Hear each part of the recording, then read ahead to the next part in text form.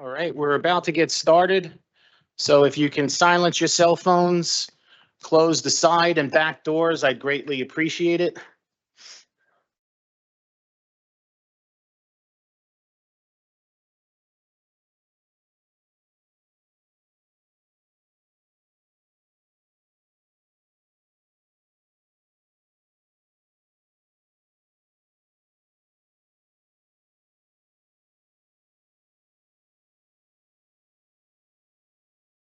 Thank you, Edward, for closing the back door.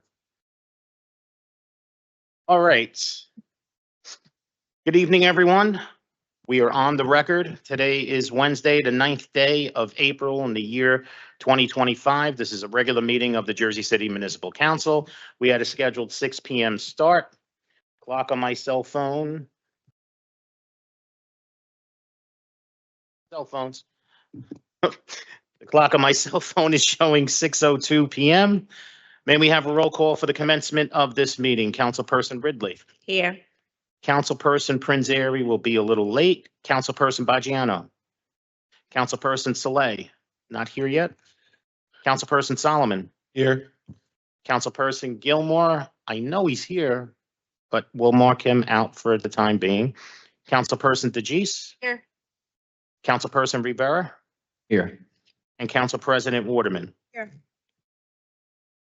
We have 6 council members in attendance at 6:02 p.m. Can we kindly rise for a moment of silence, please?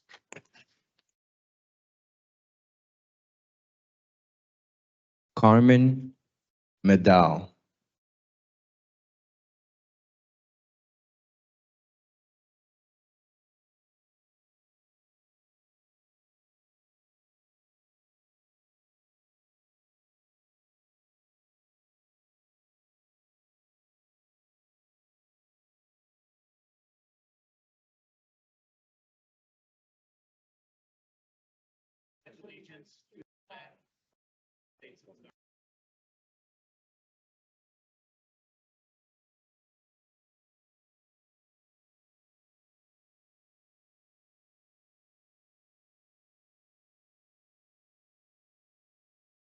Thank you very much. On behalf of Council President Waterman and the members of the Municipal Council, in accordance with New Jersey Public Laws of 1975, Chapter 231, the Open Public Meetings Act, also known as the Sunshine Law, adequate notice of this meeting has been provided by the posting on the bulletin board of the first floor of City Hall, the annual notice, which is the schedule of meetings and caucuses of the Municipal Council for the calendar year 2025, and filed in the office of the city clerk on Friday, November 15th, 2024. In addition, at its time of its preparation, the agenda of this meeting was similarly disseminated on Friday, April 4th, 2025 at 5:44 p.m. to the mayor, municipal council, business administrator, corporation council, and the newspapers, and posted on the city's website, so I can certify as to our total compliance with the Sunshine Law. Okay. So council members, before we move on to the order of complete order of the agenda, I can't speak right now. There are 2 items that I'm going to need a motion to add. First item is 10.41, Resolution 25-259. It's a resolution recognizing Education and Sharing Day in the USA. And item 10.42, Resolution 25-260, which is a resolution authorizing the renewal of an open-ended contract with Challenger Fence Incorporated for the chain link fencing service for the Department of Recreation, Youth Development, Division of Parks and Maintenance. Council members, I need a motion to add items 10.41 and 10.42 to the agenda. Motion. Second. Motion made by Councilperson Rivera, seconded by Councilperson DeGise. On the motion to add items 10.41 and 10.42 to the agenda, Councilperson Ridley. Aye. Councilperson Baggiano. Councilperson, Saleh is not here yet. Councilperson Solomon. Aye. Councilperson Gilmore. All right. Just so you know what you're voting on is we're making a motion to add items 10.41 and 42 to the agenda, sir. Thank you. Councilperson Saleh. Just wanted to confirm. And I'm going to mark Councilperson Saleh and Gilmore present at 6:06. Give them both the same time. PM. So we now have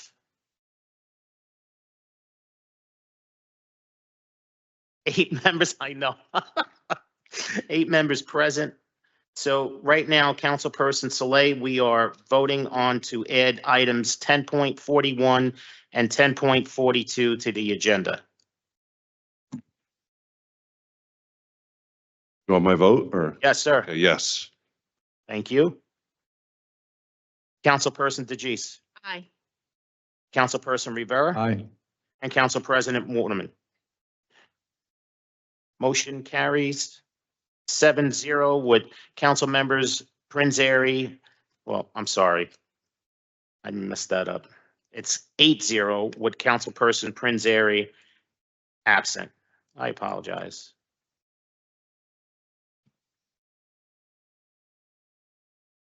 Okay, on to our first reading ordinances. If you would allow me to read them into the record. Item 3.1, City Ordinance 25-045 is an ordinance amending Chapter 84, Alcoholic Beverage and Cannabis to amend regulations of cannabis establishments and cannabis distributors. We made all of the necessary changes that we spoke about at the caucus, and the ordinance is updated on the website.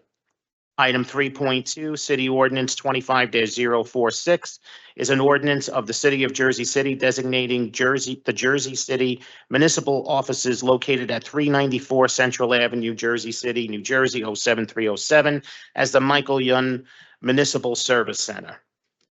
Item 3.3, City Ordinance 25-047 is an ordinance dedicating Judge James McCaffrey's former courtroom number 4 in the Jersey City Municipal Court as the James J. McCaffrey Memorial Courtroom. Item 3.4, City Ordinance 25-048 is an ordinance approving a 30-year tax exemption for 701 Newark Avenue LLC, Block 7902, lots 25, 26, 27, 28, and 29, to be known as Block 7902, Lot 25, 0.1, it's 0.01, excuse me, more commonly known by the street address of 693 701 Newark Avenue, Jersey City, New Jersey 07306, pursuant to the New Jersey Housing and Mortgage Finance Act of 1983, as amended and supplemented by NJSA 55:14K-1 exec, and the rules promulgated under NJAC 5:80-1 exec. And last but not least, item 3.5, City Ordinance 25-049 is a franchise ordinance granting permission to St. George and St. Sanuda Coptic Orthodox Church to encroach onto the public right-of-way along the frontage of 395 Sip Avenue, Block 11801.01, Lot 1 and Lot 3.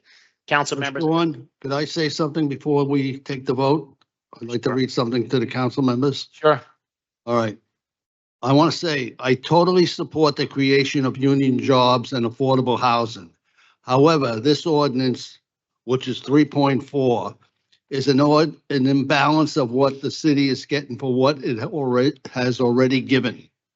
This was originally city property that we sold, and frankly, we should be getting more for it without giving out massive tax breaks.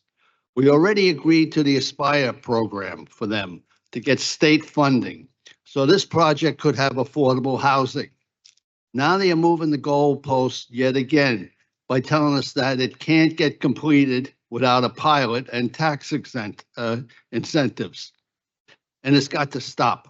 We need to demand more of these developers instead of just giving everything away to them. Homeowners here don't get breaks on their taxes. We need to stop worrying about helping developers and start focusing on the residents who make this city home. And if this developer can't build this project with the with affordable housing and union labor and the breaks we already gave them, well, there's a lot more developers out there who can without a tax abatement. Just look at all the buildings that are going up in Journal Square. And I just want to let you know, I had an affordable housing with the cooperation of 3 or 4 of the council people up in here, where we already passed an affordable housing ordinance in Jersey City for the Journal Square area, where 10% of the housing being built has to be affordable. So here, I think we should start worrying about the 1 to 4 family and the tenants that live in buildings now and take care of them.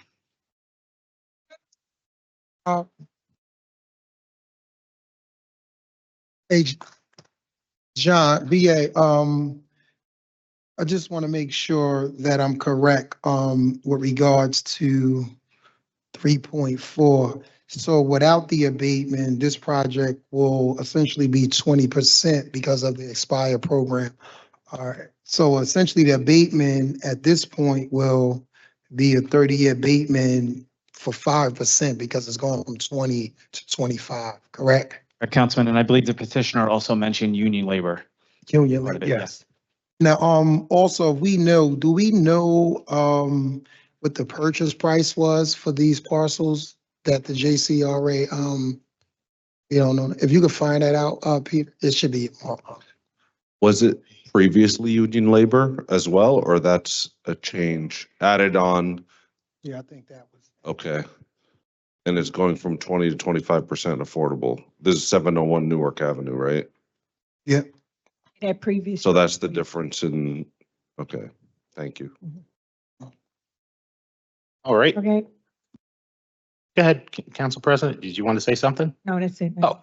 Okay, great. So council members are going to be taking the vote on items 3.1 through 3.5 for introduction. Councilperson Ridley, Aye for introduction. Councilperson Bajano, Abstain on 3.4 and I am on the rest. Councilperson Saleh, Aye for introduction. Councilperson Solomon, Aye for introduction. Councilperson Gilmore, Peter, did you pull that up yet, Peter? 701.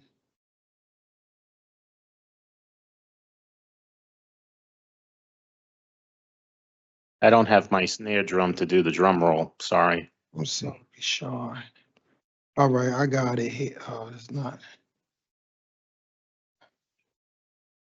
Or the crash symbol to do a little crash as a I joke. mean, I'm going to vote aye for introduction on all but Yeah. 3.4. Like I said previously, my whole position as it relates to tax abatements, I look at several things, and the thing that really jumps out to me the most is the area in which these developments are slated to take place.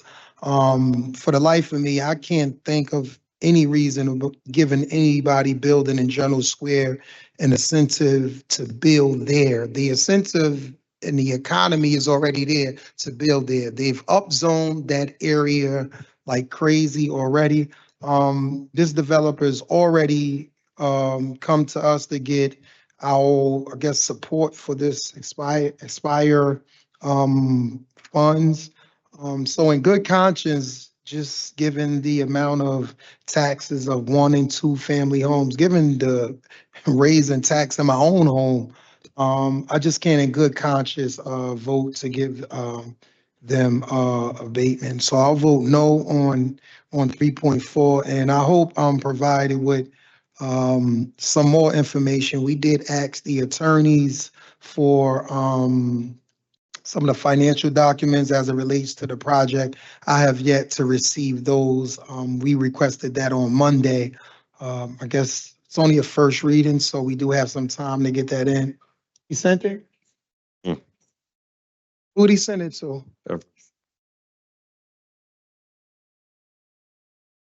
Councilman, while you were speaking, I found that number is approximately 6.8 million. That's what they Excuse me. sold it for? Yeah, that was it. Yeah, so- we don't need to go over it again, Chuck. We vote. Sell it for? First reading. We can vote it up or vote it down. Yep, this vote is for 6.4. introduction. That's it. Okay, so Councilperson Gilmore, you're voting no on 3.4 and aye on all the rest? Yes. Thank you, sir. Councilperson DeGise, Aye for introduction. Councilperson Rivera, Aye. and Council President Waterman. Abstain from 3.1 and I for introduction on all the rest. Righty. If you would just allow me to recap, just give me one moment. Alrighty, so item 3.4, excuse me, item 3.1 is introduced 701 with Council President Waterman abstaining. Items 3.2 to 3.3 are introduced 8-0 with Councilperson Prinzary absent. And item 3.4 is introduced 6-1-1 with Councilperson Bajano abstaining and Councilperson Gilmore voting no. And item 3.5 is introduced 8-0 with Councilperson Prinzary absent. Sean, can I say something? Sure. Can we bring Ms. Rodriguez up here? Rich, we doing order. We doing that, okay? Okay. Okay, just let us do it. Okay, so as discussed at the caucus, council members, I need a motion to defer to the following items, items 10.30 and 10.41. 10.30, we'll go in order. Motion. To defer, second. 10.30 is a resolution of the municipal council honoring the life and outstanding service of Lieutenant Alfredo Rodriguez Jr. And 10.41 is a resolution recognizing Education and Sharing Day USA. And clerk, could we add 10.39? The deferral. I'm sorry, and item 10.39. I apologize, Councilperson Solomon. Motion. Just let me add that before we make the motion. So 10.39, City Resolution 25-257 is a resolution honoring the life and legacy of Maxima Cologne, but we'll go in order, okay? So on the motion to defer to items 10.30, 39, and 41 was made by Councilperson Saleh. May I have a second? Second by Councilperson Rivera. On the motion to defer to items 10.30, 39, and 41, Councilperson Ridley. Aye. Councilperson Bajano. Aye. Councilperson Saleh. Aye. Councilperson Solomon. Aye. Councilperson Gilmore. Aye. Councilperson DeGise. Aye. Councilperson Rivera. Aye. And Council President Waterman. Aye. Motion carries 8-0 with Councilperson Prinzary absent to defer to items 10.30, 39, and 41. So we're going to go with 10.30, and I believe Councilperson Rivera, you have the honor of reading that into the record. Yes, not sure if anybody from the Rodriguez family wants to come up to the podium so we can read this if immediate family members want to come up, brothers.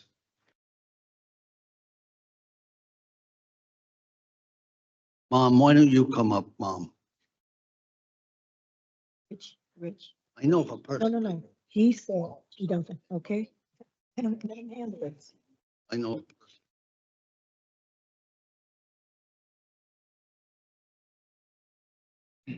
So we're gonna read honoring the life and outstanding service of Lieutenant Alfredo Rodriguez Jr.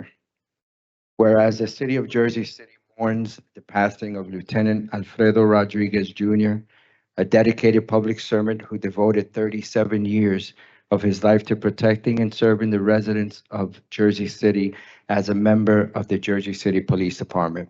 And whereas Lieutenant Rodriguez began his esteemed career in law enforcement in 1988, demonstrating unwavering commitment, professionalism, and integrity throughout his tenure, rising through the ranks to achieve the distinguished position of Lieutenant of the Jersey City Police Department.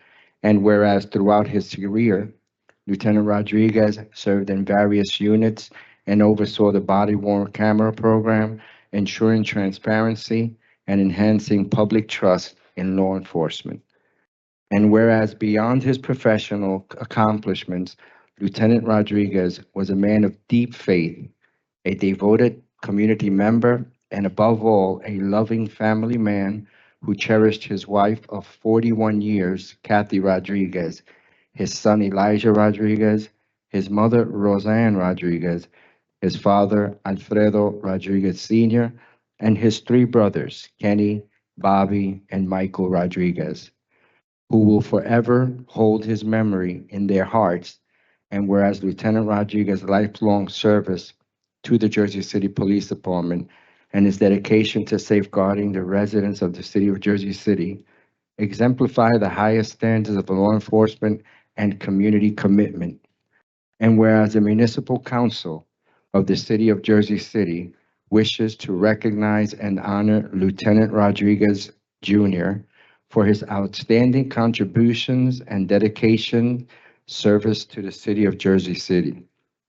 Now therefore be it resolved that the Municipal Council of the City of Jersey City does hereby honor and commemorate the life and legacy of Lieutenant Alfredo Rodriguez, expressing its deepest appreciation of his decades of service and extending its heartfelt condolences to his family, friends, and colleagues.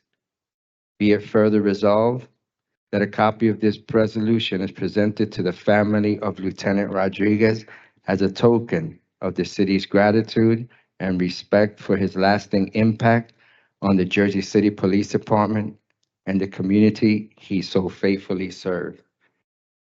I mean, I want to just share that Freddie was a personal friend of mine, just like he was a personal friend, brother, family member to all. He is so missed. Thank you so much for sharing Freddie with us throughout his years living here in Jersey City and the commitment that he gave to the Jersey City Police Department, the best police department around. I want to thank you for that. And I want to share my deepest condolences. The entire council shares their deepest condolences to your family. We love you. So before we ask the family if they want to say anything, I think it would be in our best interest to vote for the resolution. So council members on resolution 25-248, Councilperson Ridley. First, condolences to the family. And as Councilman Rivera said, thank you for sharing your loved one with us, especially in a position such as being an officer with JCPD. You know, we really appreciate him putting his life on the front line for our residents here, and we appreciate his service to our city. So thank you, and I vote aye. Thank you. And with that, I see Councilperson Prinzary joining us. So we now at 6:24. So we now have all 9 council members present. Councilperson Prinzary, we're voting on resolution 25-248, which we defer to. Just to catch you up. Thank you. So to the family and to the friends of the late lieutenant, we thank you for sharing him with the city of Jersey City for all these years. His service to the city was exemplary, and there should be more like him. So we are here with you. We hold you up in prayer through this very difficult time. And with that, I vote aye. Councilperson Baggiano. In the 36 years I was on the Jersey City Police Department, I had many interactions with the lieutenant, and he was a good officer. And I had him at the police academy when he came back for retraining a few times. And Alfredo, we will miss you. You were a great Jersey City police officer. God bless you. I vote aye. Councilperson Saleh. I want to extend my heartfelt and most sincerest condolences for the loss of Freddie. We lost a giant in the community, and that this loss will not easily be forgotten. It is our honor here today on this council to commemorate his 37 years of dedicated service to our community, and his commitment, his impact, his legacy will never be forgotten. Thank you, and I proudly vote aye. Councilperson Solomon. Echoing my colleagues, I send my deepest condolences to Lieutenant Rodriguez's family and speaking to a number of JCPD retired officers and current officers who served with him, the only thing you heard was just glowing remarks about his commitment to Jersey City and his commitment to his fellow officers. So we thank you so much for sharing him with our city, and I proudly vote aye. Councilperson Gilmore. Yes, first condolences to the family. Thank you for sharing with us. Being a police officer is one of the most riskiest jobs. I can't do it. So to see someone dedicate 3 decades plus 7 years, almost 4 decades, to that line of service, we're extremely thankful for that. I know it's also hard on the family when individuals have these jobs in certain careers. So, my sincere condolences to the family. I proudly vote aye. Thank you. Councilperson DeGise. I too am so sorry for your loss. He was a pillar in our community and a great example for every member, including the police officers. He was a very happy officer. You never heard anyone say anything but him having a smile and him wanting to help. That's the family behind him, that you'll continue doing that and that we will continue to remember him. Thank you. I proudly vote aye. Councilperson Rivera. I vote aye. And Council President Waterman. My deepest condolences and prayers to you and your family. Loss is always hard. So I pray that God give you strength and comfort during this time. I vote aye. And before I recap, I just want to say my sincere condolences to the family. Thank you for lending him to us, and heaven has definitely gained an angel. With that being said, City Resolution 25-248 is approved unanimously 9-0.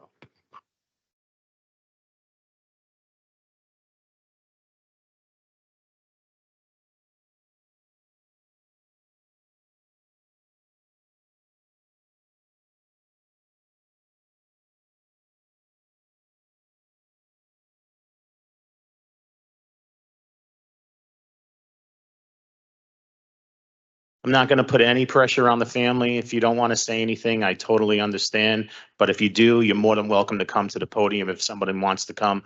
The only thing I ask, if you just identify yourself, my court reporter, for the record.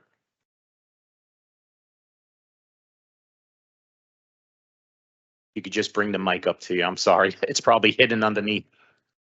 There you go.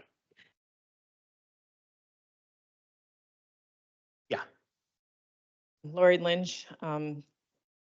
It's okay. I'm Freddie's sister-in-law.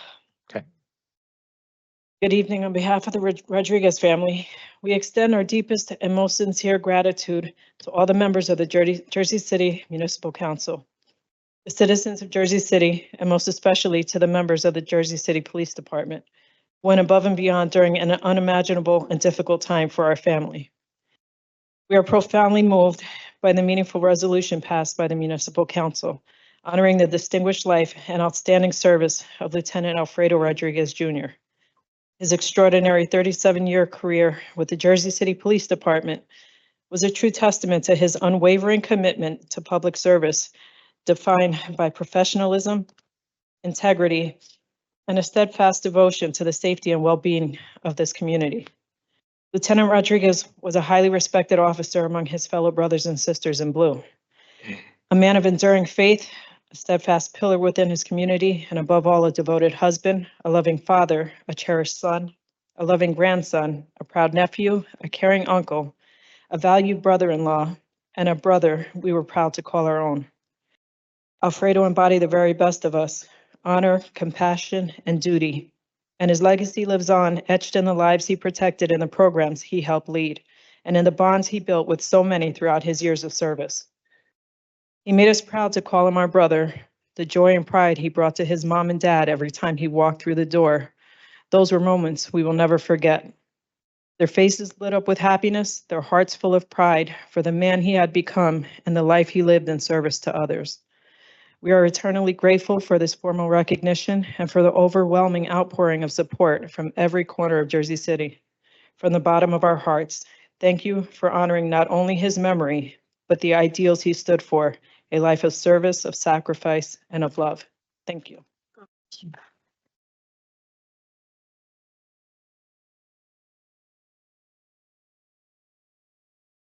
Guys, I'm just gonna give you the resolution now. I'm gonna walk it to you guys with Councilwoman Mira Prinzary. You guys, if the council wants to come up and, give him a hug.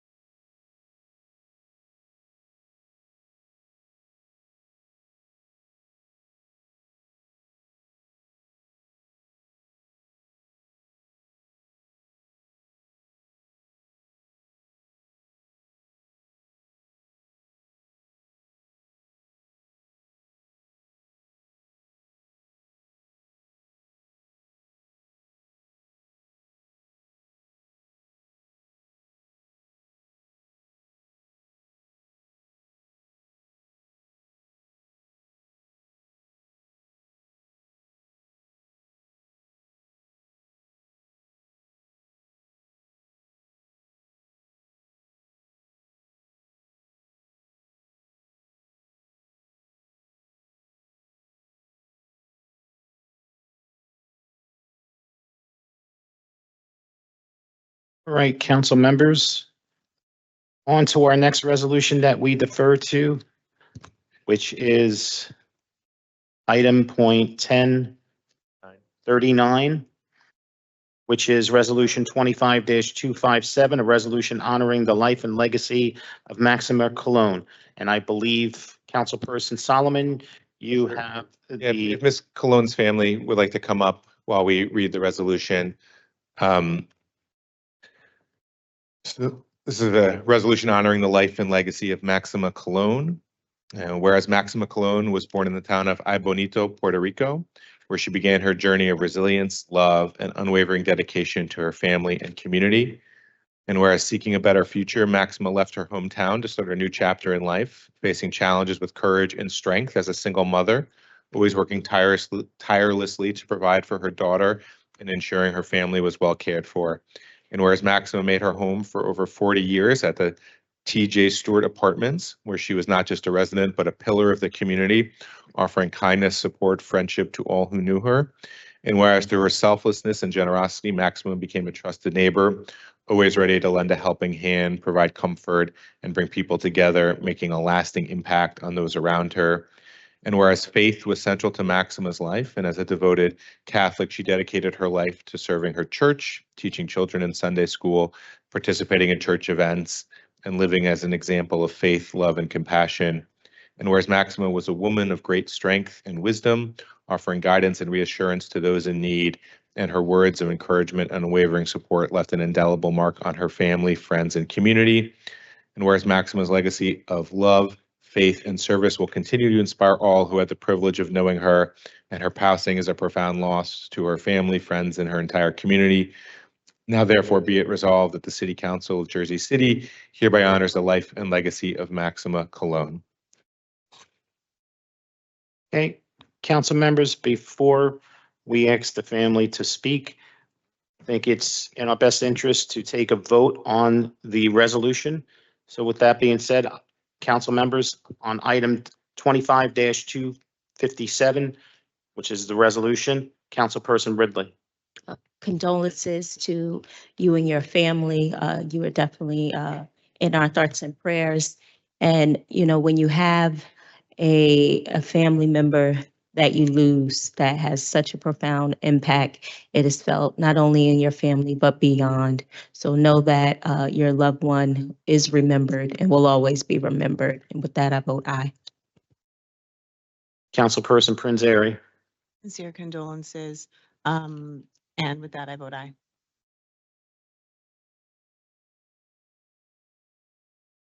I didn't hear your vote. Sorry.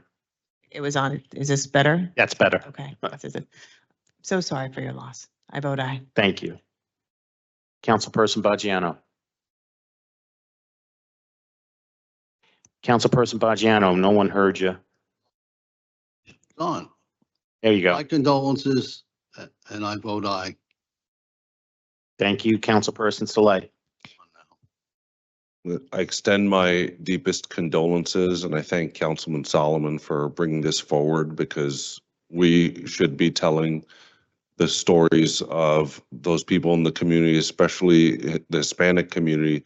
These stories rarely get ever told, you know, and Maxima had a amazing impact on our community. She touched lives. She was a woman of God and she had a mission and she fulfilled it. And all those lives she touched, they echo into eternity. Okay. And that's why we honor her here today. And I proudly vote aye. Thank you. Councilperson Solomon. It was such an honor to get to know Maxima. She was so beloved at TJ Stewart. And I saw at her funeral the recognition she received from Mayor Cunningham and Mayor Healy that, you know, for decades she had been just a pillar of the community. And I had known Maxima, but the first time I really got to know her was during Hurricane Ida. You know, we had a boil water advisory, so we didn't have, you know, safe drinking water. So, you know, we came to TJ Stewart and, you know, she volunteered at that point, I don't know, 88, 91. And she went up and down the 7 flights of stairs to deliver water to all the seniors with my team. And, you know, we just appreciated how much she cared for everybody. We are going to miss her so much when we're at TJ Stewart, and we just thank you guys as the family for sharing her with us for so long. So with that, I proudly vote aye. Councilperson Gilmore. My condolences to the family. It's always hard to deal with death, but today we just want to honor her life and her legacy and her contribution. It takes a special person to really kind of like put the advancement of themselves on hold to help out other people. I wholeheartedly believe that all of us have obligation to this earth to leave it better than it was when we encountered it. And I think Ms. Cologne have checked that box. So I'll probably vote aye. And again, my condolences.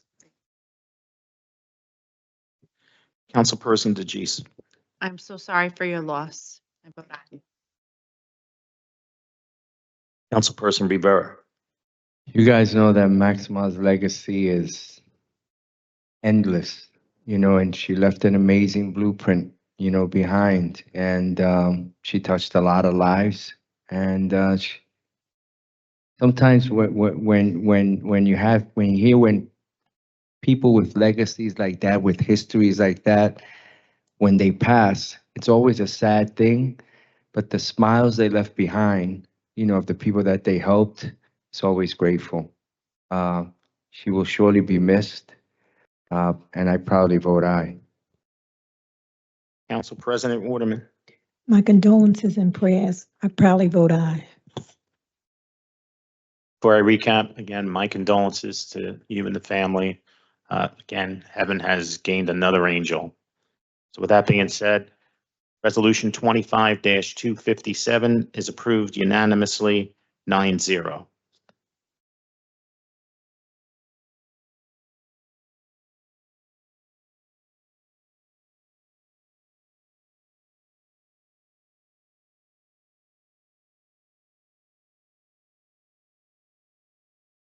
So no pressure on either of you, but if you don't mind just stating your name for the record for my court reporter before you speak, and just take your time, because I know it's not easy.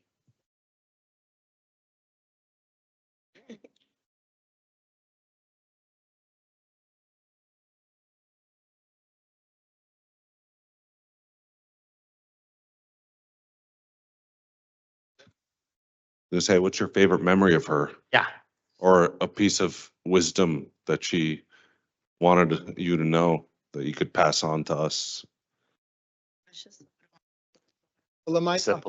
Sorry. Hi, my name is Patricia Soto. I'm her granddaughter. My grandmother was such an amazing woman, a woman of God, a woman of great faith, great cooker.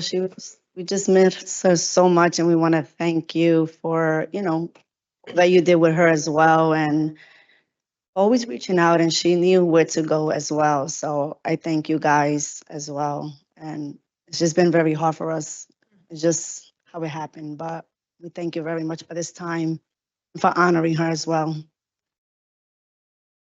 Thank you. Thank you.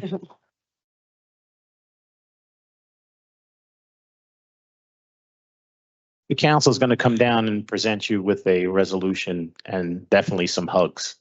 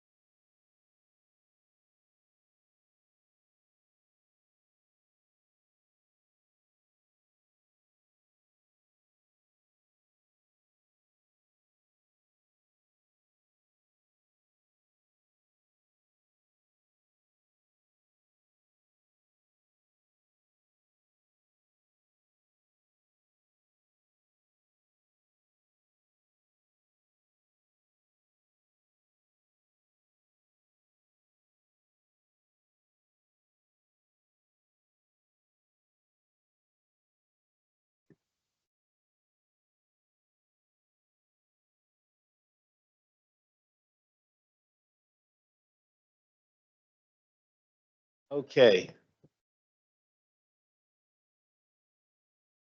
It's going. All right. We have one more resolution to get to before we go on to the rest of our agenda. And that is resolution item number 10.41, resolution 25-259 is a resolution recognizing Education and Sharing Day in the USA.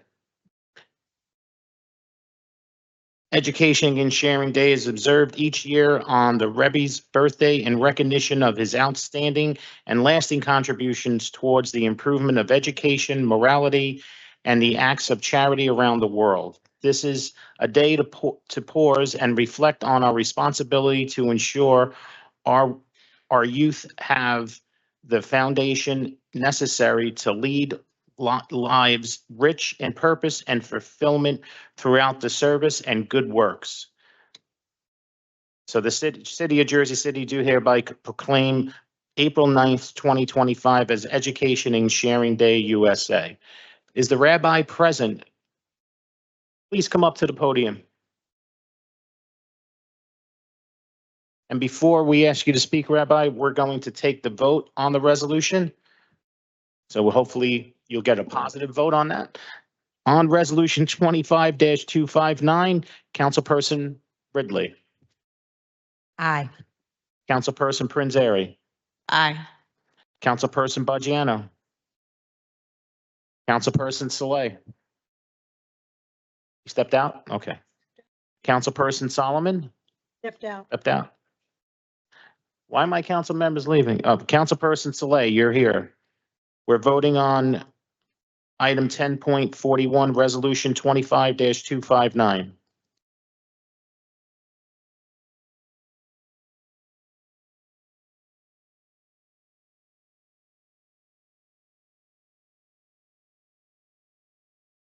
Education and Sharing Day USA. I vote aye. Thank you. Thank you. Councilperson Gilmore. Aye. Councilperson DeGise. Aye. Councilperson Rivera. Aye. And Council President Waterman. Aye. City Resolution 25-259 is approved 8-0 with Councilperson Solomon absent from the room. With that being said, Rabbi, I'm going to put the camera on you. If you can just identify yourself for the record and for my court reporter. My name is Rabbi Moshe Shapiro, Chabad rabbi in Jersey City and Hoboken. Can I get permission to come up and give a little gift to the council people? It's a little ark. And it's not a gift that, it's a gift that keeps on giving. which we know the ark saved humanity in the time of the great flood in Genesis. This is an ark which stands for Acts of Random Kindness, and we ask people to fill it up. Mr. Gilmore, a councilman, remembers this. And after the shooting 5.5 years ago, we gave this out to many, many schools, asking people just to do a fill it up, make a random gift of a quarter or a nickel, whatever's in your pocket, and when it's full, give it to somebody that needs. There's so many homeless shelters, there's so many schools, there's so many people. So I actually have enough for the council members. So can I get permission to hand one, guys? Yes. Yeah, let's, Sean ain't doing. Sean can't. Rabbi. Thank you. Thank you, Rabbi. Yeah, it's enough for everybody. It's not get somebody. Let's fill it and give it to me. Aw, nice. Yeah. Thank you. Thank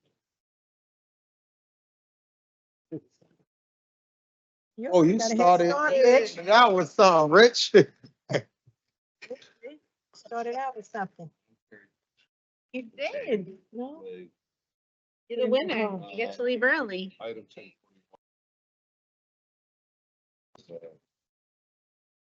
So with your permission, I'm going to start by literally giving a little charity. And it's nice if we can all find ways to give little acts of charity as doing a mitzvah to make the world a better place. All right, let me just spend a quick moment in saying, what is this proclamation all about? So today is Education and Sharing Day, and it's commemorated every single year to honor the birthday of the Lubavitcher Rebbe, Rabbi Menachem Mendel Schneerson. It is always 4 days before the Jewish holiday of Passover. So it comes out sometime in the month of April. Now it's very interesting. President Trump and this afternoon and every single president from 1978 declared the great Rebbe's birthday as Education and Sharing Day. Every governor, thousands of cities around the country, they make this proclamation to share. Let's talk about the gift of education and charity. So the Grand Rebbe, Rebbe Schneerson, arrived to the shores of the great country in 1941 after escaping persecution in war-torn Europe in 1950. Exactly 75 years ago, just 5 years after the Holocaust, he accepted the leadership of the Chabad Lubavitch movement, which has since grown to become one of the largest and fastest growing Jewish organizations in the world. And the Rebbe, the Lubavitcher Rebbe, taught his followers that after everything we have experienced in the Holocaust, we shouldn't hunker down or withdraw. Instead, he appreciated the freedoms of this great country and encouraged his followers to grow in their observance, be proud of their Judaism, and to reach out and to encourage other Jews to do the same. But this proclamation that Mayor Fulop joined me today, and I'm so grateful for the council here for honoring the Rebbe, is not about the efforts what the Rebbe did, but rather his efforts to promote access to quality education for all people in all communities. Throughout his life, the Rebbe stressed the importance of a moral and ethical education as a bedrock of humanity and the hallmark of a healthy society. He urged that education should be reinforced with strong moral values. As stated in this proclamation, the Rebbe believed that such education could bring diverse people together through encouraging acts of goodness and kindness, imbued with the awareness that even a single positive act of an individual can make a major impact on the world. So as we mark today 123 years since the birth of the Rebbe and the 75 years since he assumed the leadership of the Chabad movement, I'm grateful for the mayor and the entire city of Jersey City. I really appreciate the council and especially Council Mortimer and Council President. You've gone way beyond to help us promote this amazing thing. So thank you to recognize the Rebbe's outstanding and lasting contributions towards improving of education, morality, and acts of charity around the world. We dedicate this day to reflecting on how each one of us can ensure that future generations and even this generation receive a quality education rich in purpose and fulfillment, an education that doesn't just teach how to make a living, but how to live life. One that tells every child they matter, that their actions matter, an education that values and cherishes each individual's positive act and good deed, one that fosters an environment where we look out for each other, care for one another, and together make the world a better and brighter place. Thank you so much. Thank you. Thank you.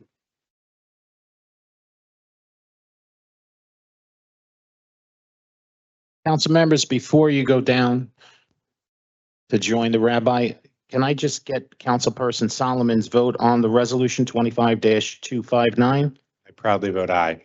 Thank you. So we make it unanimous approval of resolution 25-25990. Congratulations. Thank you. Can we get a little picture? Yeah, can we get a picture? Get a picture. I want to get a picture with everyone. You're good. Yeah, of course. Let's get a picture. Come on, y'all, come down, take a picture.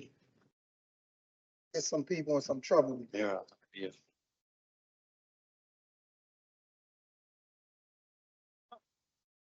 Where's Rich?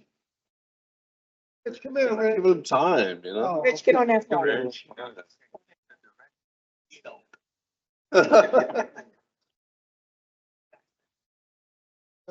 Yeah.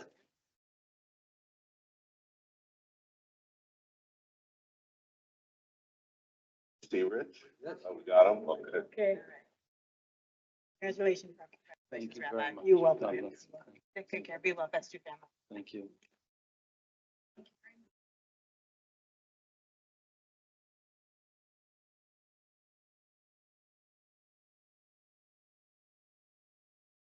Okay. Council members, before I move on to our second reading ordinances, Councilperson Prinzary, I'd like to catch you up on the first reading ordinances on items 3.1 through 3.5. Aye for introduction. Alrighty. Now I just have to recap everything. Item 3.1 is now introduced 801 with Council President Waterman abstaining. Items 3.2 and 3.3 are introduced unanimously 9-0. Item 3.4 is introduced 7-1-1 with Councilmember Baggiano abstaining and Councilmember Gilmore voting no. And item 3.5 is introduced unanimously 9-0. So we're all caught up and on to our second reading ordinances. Our first second reading ordinance, item 4.1, City Ordinance 25-026 is an ordinance amending Chapter 131, Uniform Construction Codes requiring applicants for construction permits to demonstrate prior approvals from certain city officials and agencies. This is a public hearing on this ordinance. Any member of the public wishing to be heard, please come up to the podium and state your name for the record.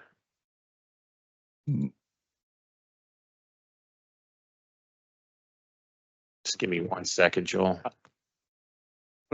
Yeah, Yeah. just thought that. Joel Rothfuss, Rothfus.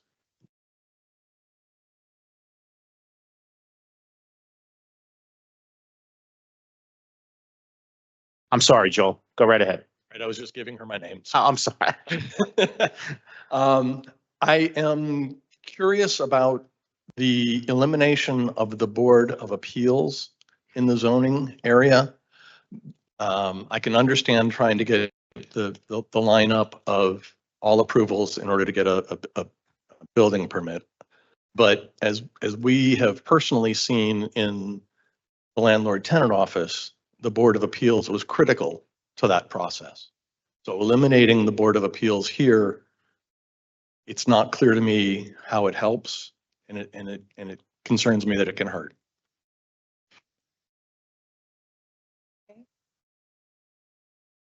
I'm respond, the Construction Board of Appeals has already been abolished. So it's just updating it. Yep. All right, thank you. Okay, this is still a public hearing on this ordinance. Any member wishing to be heard, please come up to the podium and state your name for the record and make sure we stay on the subject of the ordinance. Motion. I go first? Oh, yeah, go ahead, John. Just for clarity, when we That's did, okay. Hold on. just for clarity, when we did abolish the local Board of Appeals, that is now being heard at the county level. Right, so there is still a Board of Appeals that will hear all cases. It is just no longer the Jersey City Board of Appeals, it is the Hudson County Board of Appeals, to clarify John's clarification. Okay, our next public speaker on this ordinance, please come up and identify yourself for the record. Yes, sir. My name is Phil Carrington. I need some clarity on this ordinance. It is saying that you have to get prior approvals before you get approval to get a permit. Is that clear? You see, the construction board has many different portions or parts. Are you saying that we are supposed to get approval from the electrical department, plumbing, water, roofing, whatever else before you get approval to get a permit from the construction board? See, I need clarity on that. I didn't read it and I don't know exactly where to find it. However, we are voting on at this time and I need clarity because I'm a part-time contractor. And so it is difficult for me to put in for a permit, let's say to do some part of my house, part of my building. And then I have to get prior approvals, which is not really necessary. If you're doing, let's say, paving my backyard or the sidewalk, there should not be any, or there is no other approvals you will need if you're just doing one particular job. And so when they say you need prior approvals, is that you were approved prior to this for some other work you have done, demonstrating that you have the ability to do construction on anything, or every time you're going to get a permit, you must have approvals, which really is not necessary. And so I need clarity on this. And where can I get the clarity before you vote on this? Brittany, John, give them clarity on this ordinance, please. Sure. Can you hear me? Yes. It is prior approvals. There's the state mandated prior approvals and then the local prior approvals for before a construction permit will issue for any such application. So it's all listed here in the ordinance if you look at it. So Prior approvals from where? That's what I'm trying to find. What kind of prior approvals? it's listed out from zoning, MUA, health department, traffic and engineering, fire safety, plan review, forestry, tax assessor. They're all listed there. Those are the local ones. So you're supposed to get them collectively or singularly? I don't understand that question. Well, again, if I'm just doing a particular job on one thing, I do not need prior approvals for electrical if I'm just doing concrete on the sidewalk. And so if you're saying that I have to get prior approvals for everything, which is not really needed. It's anything that's applicable. You can go through with the construction code official that will be reviewing the applications and speak to him. Okay, Thank you. enough said. Thank you. I have a question for the law department. Okay. Okay, regarding the local prior approvals, so if something's already been approved, like let's say have permitting, there's an addition of the forestry and the tax assessor's office, at what point would it trigger, let's say they have to refile a new application to, like, if they're amending a plan, is there a trigger that would send them back and they'd have to go by the new standards? Or if they've already been approved, right, or let's say, and would there be a point that people would have to go back and go through this again, or like? Not if they've already been approved. This is going forward. Okay, so like anyone in the pipeline already with the approvals, they're good to go. Okay. Not until this goes into effect. Yep. Any applications after it goes into effect. Okay. So each ordinance takes 20 days after the date of adoption to be effective. Okay, But if they amend a site plan or something, then that would trigger this? Not sure. Okay, Get you the all right, answer. well, just, all right, no problem. Thank you. okay, this is still a public hearing on this ordinance. The next speaker, if you can identify yourself for the record. Hi, I'm Natalie Limon. I'm with the Hudson County Tree Allies. I would just really like to urge the council to vote yes on these changes, particularly because our group has been advocating for a while that it's really important that before plans are green lit, that to the extent that they might damage city street trees, that it's really important that tree experts are called in to be consulted before the green light happens. It's happened several times, but just recently last week, there was a big controversy around 65 tours and a driveway that had been approved. And then despite the fact that the driveway had already been approved by planning or construction or whatever department that is, it's only when they're ready to remove the trees that they have to get a permit from forestry. And forestry at that point is saying, no, you can't do it because it's going to damage the city trees. And the driveway is not a necessary element. And then the builder is reasonably upset because they had previously been given a green light and now they're being told no. And so our group has been saying for a while that there's kind of a problem with the order of operations for some of these things. We were also disappointed that, we had seen a big loss of trees around a big construction project last year. And part of the rationale for that, we had been told, was because the plans had been greenlit a very long time ago during a period in time in which I don't even think we had a forester, but it still wasn't required at that point in time that the forestry be brought in until the very end when they're really ready to break ground and cut a tree down, which kind of makes the forestry the bad guy at the end of the day because they're now saying, no, we're going to put the brakes on this at a very kind of late point in the process. So I think it's a really important revision that we have here. And so I would really urge you to vote yes, because it just makes sense. Thank you. I'm sorry, I didn't get your full name. Wait, I didn't get your full name. Natalie Limon, I'm the founding member of the Hudson County Tree Allies. It's I'm sorry, Natalie, you speak. Sorry. Natalie Limon, like the chips, lemon, but with an I, Limon. Thank you. This ordinance is about trees. No, this No. is Oh, the Lord, construction come on, code. It's No, including. because I'm asking you about this because they did on Garfield and Harmon, where I live. It was a car wash for years after the housing. Okay, they didn't build apartment building there. There was a fruit trees that were older than me, and I'm 77. They took them down, but you know what they did do for us? They planted new trees around the building on Garfield, on Harmon, and on Municipal.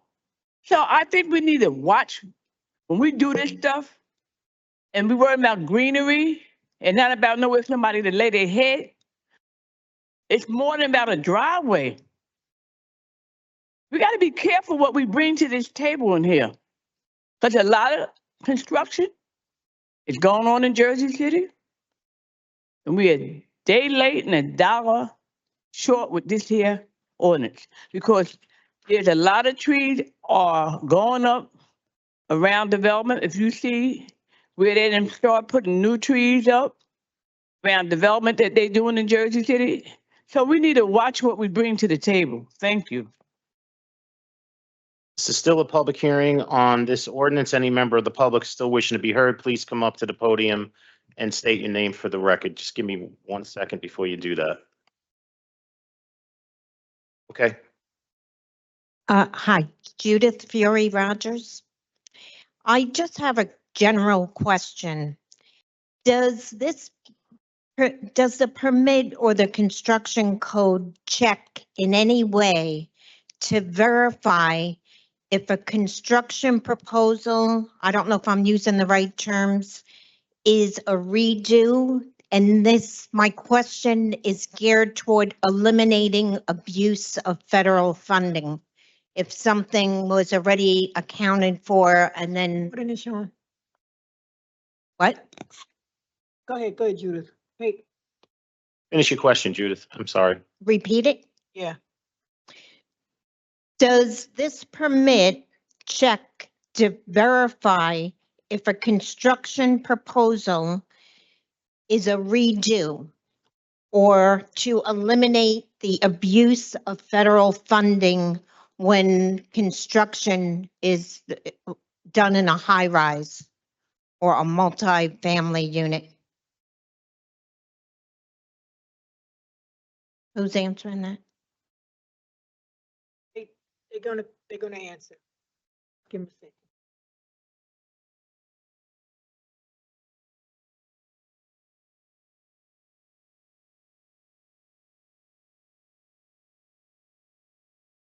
If you don't know, just tell me you don't know. It's not specifically set forth in this.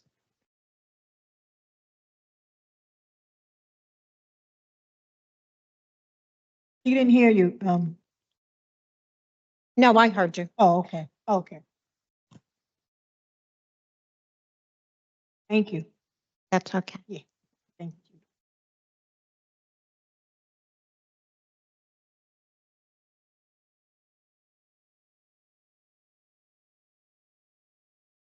Motion?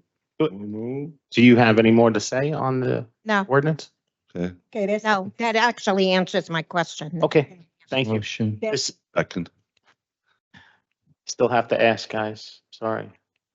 This is still a public hearing on ordinance 25-026. Any member of the public still wishing to be heard, please come up to the podium and state your name for the record. Motion.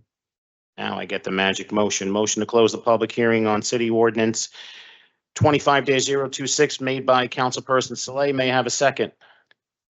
Second. So I'm going to give that second to Councilperson Ridley.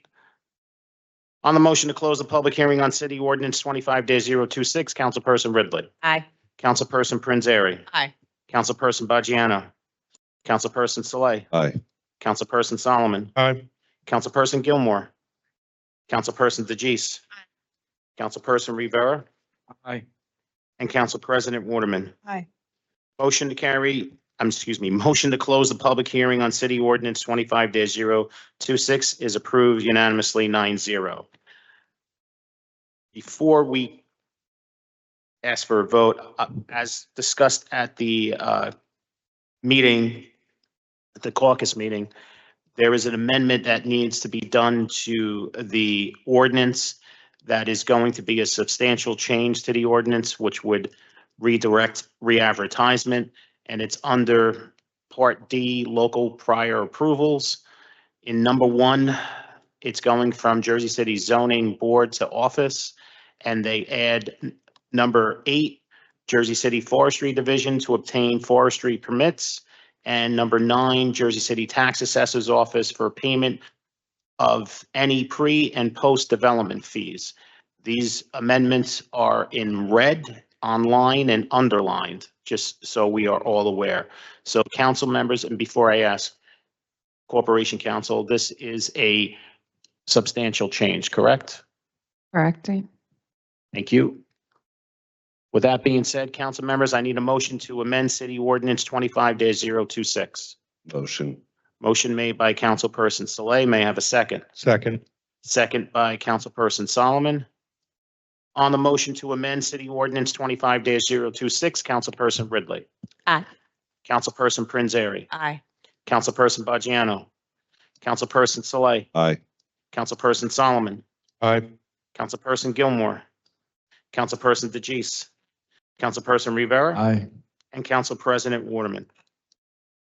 Motion to amend city ordinance 25-026 is approved 9-0. So council members, I just want a motion to re-advertise city ordinance 25-026 for a public hearing on April 23rd, 2025. May I have a motion? Motion. Motion made by Councilperson Rivera, seconded by Councilperson Saleh. On the motion for myself to re-advertise city ordinance 25-026 for a public hearing on April 23rd, 2025, Councilperson Ridley. Aye. Councilperson Prinzary. Aye. Councilperson Bajano. Councilperson Saleh. Aye. Councilperson Solomon. Aye. Councilperson Gilmore. Councilperson DeJeece. Councilperson Rivera. Aye. And Council President Waterman. Motion to re-advertise city ordinance 25-026 for a public hearing on April 23rd, 2025 is approved unanimously 9-0. On to our next second reading ordinance, item 4.2, city ordinance 25-030 is a franchise ordinance granting permission to Liberty Harbor North Partners LLC, successors and assigns to allow decorative pilasters, 4-foot bay windows, and a 10-foot awning to encroach onto the public right-of-way at block 15907, lot 3, qualifier C0002. This is a public hearing on this ordinance. Any member of the public wishing to be heard, please come up to the podium and state your name for the record. Evening. Dorian from the Dakotas Law Firm. I did not get your first name, sir. I'm sorry. Gregory. Gregory. And last name? It's spelled ASADURIAN. A-I-N? IAN. I-A-N, sorry. Thank you. Good evening. I represent the petitioner in this matter. In this matter, we're looking for a franchise ordinance to allow for three things. Decorative column on the front of a building that's to be built, 4-foot bay windows, and a 10-foot awning to encroach onto the public right-of-way. This property is 20 South Cove. It's the property that's vacant that sits next to the Vantage building, which this body, I'm sure, is familiar with. This property falls under the Liberty Harbor North redevelopment plan. And as part of the plan, the Liberty Harbor North redevelopment plan states that it encourages facade articulation. And it actually on page V10 of the redevelopment plan, it asks for building attachments, and these are the items that it asks for. So in order to comply with the plan, we've added these three items to make the building more decorative. We appeared before the planning board. I believe it was on October 22nd, 2024. We received preliminary and final site plan approval with the condition that we appear before this board for these three items because only this board has the right to grant the franchise ordinance. So with that said, I'm here before this board asking for the franchise ordinance. That's all I have to say. I do have my architect here Michael Hickens, who if he could just briefly describe it and show it to you so it makes more sense to you. No, let him go, because we should do this in the caucus meeting, really. I don't know why. You come to our caucus meeting, we go over the agenda, everybody presents at the caucus meeting on the agenda. This is the public hearing portion. I mean, this is the public right now. You're trying to go over the whole process with us. That's why I'm saying no. That's what caucus meetings are for. We really want to hear the public, get to the public. That's why. We know what a franchise ordinance is. You should have been here explaining it on Monday. That is it. Bill, you got something to say? We know what this is. This is enough. You're doing this every week. You just know how to do this right. It's still a public hearing on this ordinance. Any member of the public wishing to be heard, please come up to the podium. Currently, once again, this is the same thing. I need clarity on this. If they're asking for encroachment or to use part of the public right away, how much of the public right away they want to use? For example, you can have a sidewalk that's 15 feet. You might need about 4 feet to walk. They're going to encroach on up to 10 feet or 12 feet. I need clarity on that. Secondly, how high from the floor or from the ground will that awning be? If the awning is 10 feet and you bring a backhoe on to fix the sidewalk, there's a possibility you can tear the awning. And then the contractor will get a summons or whatever it is for damaging the awning. And so clarity needs to be done with this. There's no clarity on that. Secondly, are they the owners of the building or they're just the contractor that is doing the work here? I hope I'm understood. Let me try it again.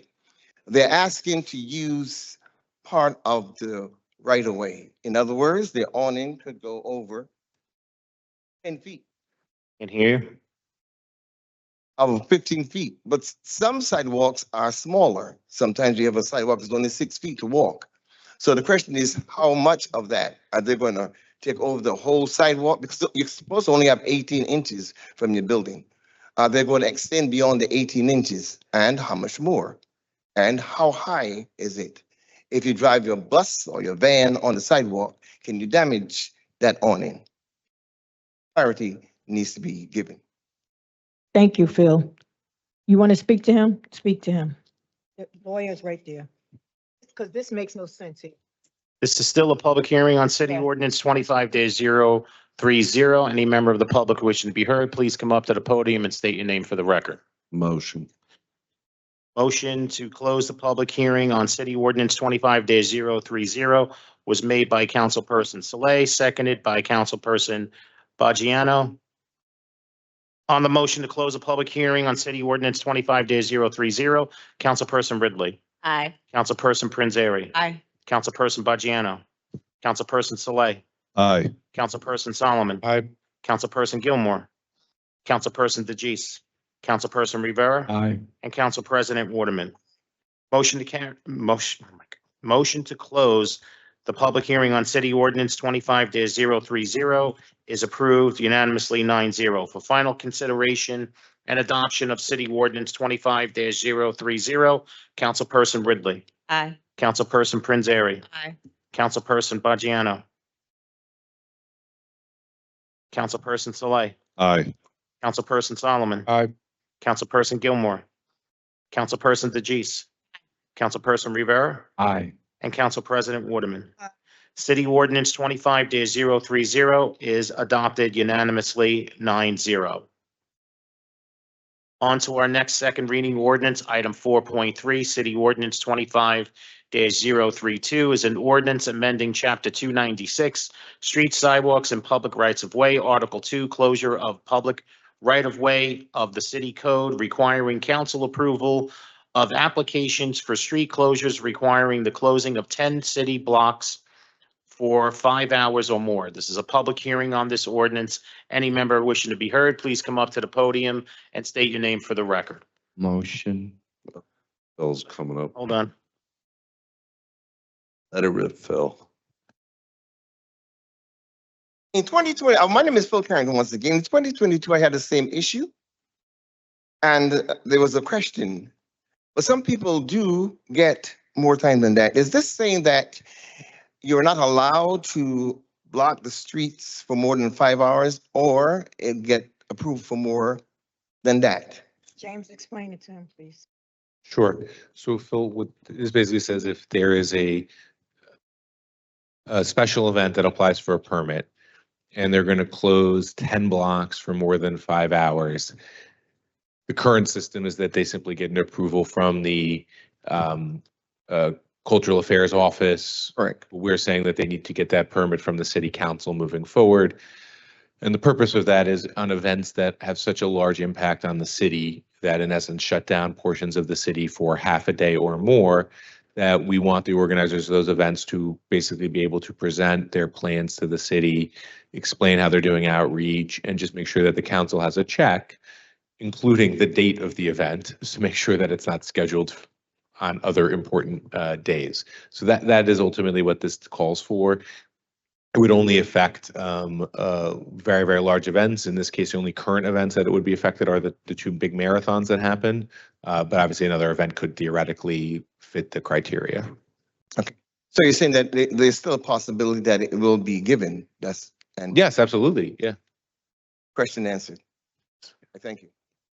This is still a public hearing on City Ordinance 25-032. Any member of the public still wishing to be heard, please come up to the podium and state your name for the record. Motion. Second. Motion to close the public hearing on City Ordinance 25-032 was made by Councilperson Rivera, seconded by Councilperson Saleh. On the motion to close the public hearing on City Ordinance 25-032, Councilperson Ridley, Aye. Councilperson Prinzary, Aye. Councilperson Baggiano, Councilperson Saleh, Aye. Councilperson Solomon, Councilperson Gilmore, Councilperson DeGise, Councilperson Rivera, Aye. and Council President Waterman. Motion to close the public hearing on City Ordinance 25-032 carries 9-0. For final consideration and adoption of City Ordinance 25-032, Councilperson Ridley. Aye. Councilperson Prinzary. Aye. Councilperson Bajano. Councilperson Saleh.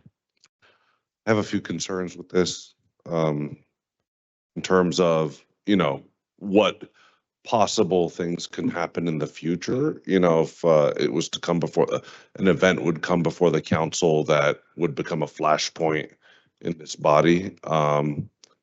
Right now it's the marathon, right? But I'm going to vote aye. I trust Councilman Solomon's judgment. His ward is being. Get on yourself, Councilman. I vote aye. I vote aye. Okay. There you go.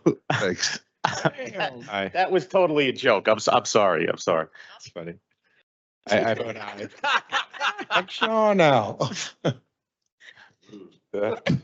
I guess the members of the public want me to time the council members now. That's right. But I'm bummed. Go ahead, Councilman. I'm so sorry. I vote aye. Councilperson Gilmore. Aye. Councilperson DeGise. Aye. Councilperson Rivera. Aye. And Council President Waterman. City Ordinance 25-032 is adopted unanimously 9-0. On to our next second reading ordinance, item 4.4, City Ordinance 25-033. This is an ordinance amending Chapter 321 of the Municipal Code of the City of Jersey City. This is a public hearing on this ordinance. Any member of the public wishing to be heard, please come up to the podium and state your name for the record. Motion. Oh, no. Oh, Don't motion on me. Hi. Rebecca Missel, Missel. E.L. Okay, Rebecca.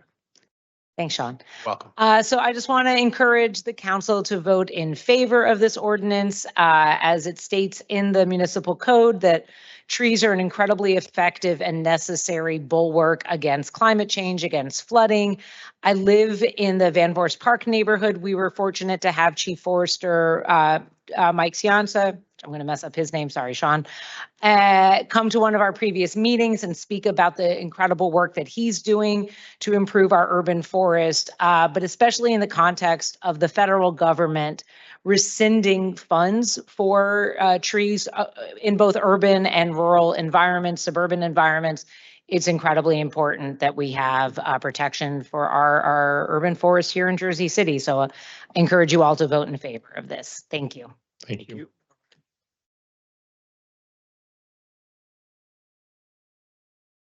Good evening, Danielle D'Adamo, Danielle, D as in David, Adamo. Good evening. I'm here tonight with other tree advocates, namely the Hudson County Tree Allies, in strong support of the proposed amendment to Chapter 321 of the Jersey Municipal Code. These changes aren't just about trees.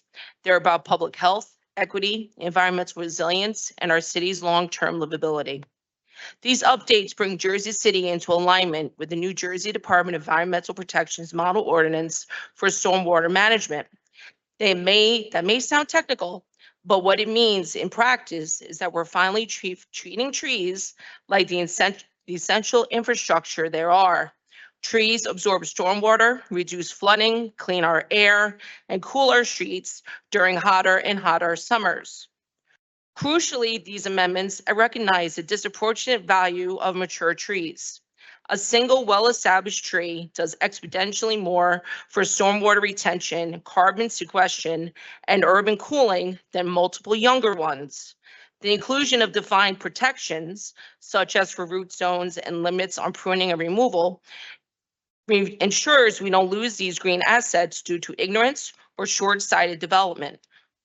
That said, as a longtime Jersey City resident, I respectfully urge the council to consider a future amendment to establish even more protections for legacy trees, those with historic, cultural, or ecological importance. One prime example is the magnolia tree at Route 139 and Oakland Avenue. It's more than a tree. It's a neighborhood landmark that has stood through generation of change. Let's ensure that our most iconic trees, which have endured so much, have a chance to endure even longer. We have a real opportunity here, not just to maintain, but to grow our tree canopy in a smart, equitable, and sustainable way. These changes are a solid foundation, and I'm hopeful that with continued attention and community input, we can build on them in the months ahead. Thank you for your leadership and for taking this vital step toward a greener Jersey City. You, still a public hearing. Our next speaker. Good evening. Hi, Katie Brennan, Brennan, Ward C. Thank you. I am here tonight speaking in favor of passing the ordinance. Each time we've moved in Jersey City, I've requested a tree, and which I have received. And so I want to say thank you for that. And thank you for your continued and growing commitment to urban forestry in Jersey City. I love the quickly growing tree that I have in front of my home now. Almost 5 years ago, I moved from the Van Voorst neighborhood to Journal Square, McGinley Square, where my neighborhood now has less than one iPhone's worth of green space per person.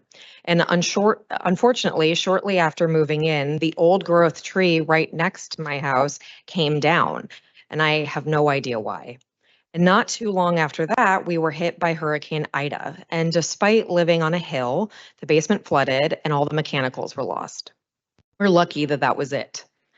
And I share this not to suggest that if the tree had been there, that we wouldn't have flooded at all. I can blame our old combined sewer system and record rainfall from climate change for that. But it is to say that old growth trees are part of our urban infrastructure, and it could have dramatically mitigated the damage. It's a vital part of our infrastructure that we uniquely can't get back when it's gone. We cannot build it back like the new pipes.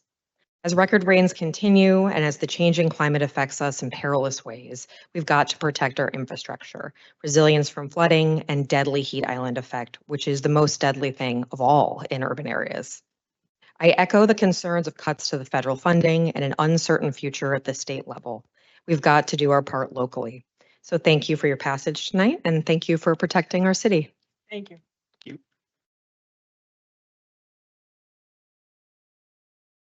Okay, this is still a public hearing. If we can just have your name, and if you could spell it in for the record for me. SHIRIN. I'm sorry, I couldn't hear you. SH. SHIRIN. And then my last name is Shireen McCormack, MACCORMACK. Thank you. I'm here tonight on behalf of the HUDCO Tree Allies, and I'd like to commend the Shade Tree Committee, that is Chair and Councilwoman Mira, Forestry Director Mike Ciancia, Sustainability Director Amanda Diamond, Senior Planner Cameron Black, Attorney John McKinney, as well as Mark Wesson, Theodore Tasulas, Jason Beagle, Matthew Trump, and Heather Sporn, on almost a year of ongoing diligent work to get our city's tree ordinance aligned with the NJDEP standards and adding specific language in the interest of our urban treescape. I'd like to acknowledge the Shade Tree Committee for receptively working with HUDCO Tree Allies and even adopting some of the wording verbatim that we suggested. Founding member Natalie Limon, Robert Fu, Kara McNichol, and others have poured passion and knowledge into this. It's encouraging to reach this point. A permit will now be needed by owners to remove a tree on private property, and all trees removed will be replaced with an equivalent new tree or the equivalent value contributed to the tree fund. Adjacent neighbors will receive advance notification of a removal, which supports community awareness, transparency, and engagement. For street trees, we are very pleased with the all other means, including possible redesign of plans, needing to be considered first so that removal comes as a last resort. Sidewalk trees must adhere to the city's list of approved species, and for those not on the list, like the pear tree that's commonly being planted, pretty as they are but not on the approved list, they'll have to be replaced. Or if a tree is planted that won't fit and therefore won't sustainably survive, it'll have to be replaced. The ordinance has commendably become more precisely worded in a number of areas, such as specifying which materials can and can't be used as fill. For example, no more sand. That sand can stay on our beautiful Jersey Shore beaches, but not in our urban tree pits. The value of trees is critical in urban areas, and this ordinance offers a great start towards further protecting and enhancing our city's natural environment. Thank you. Next speaker. You're gonna, yeah, you have to lift that mic up for you, buddy. My name is Ryan Heisinger. Ryan? Ryan, and then Heisinger is Heisinger. Singer.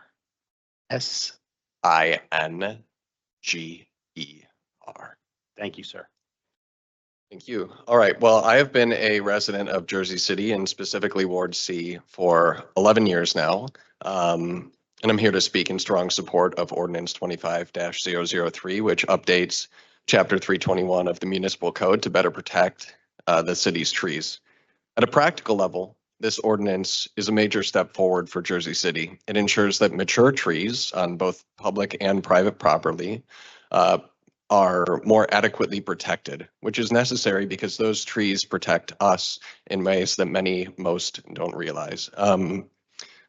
They provide much more shade than newly planted trees and thus help regulate the city's temperature during our hot summer months. They reduce flooding by absorbing exponentially more stormwater than their newly planted counterparts. And they protect younger trees and other plants and animals.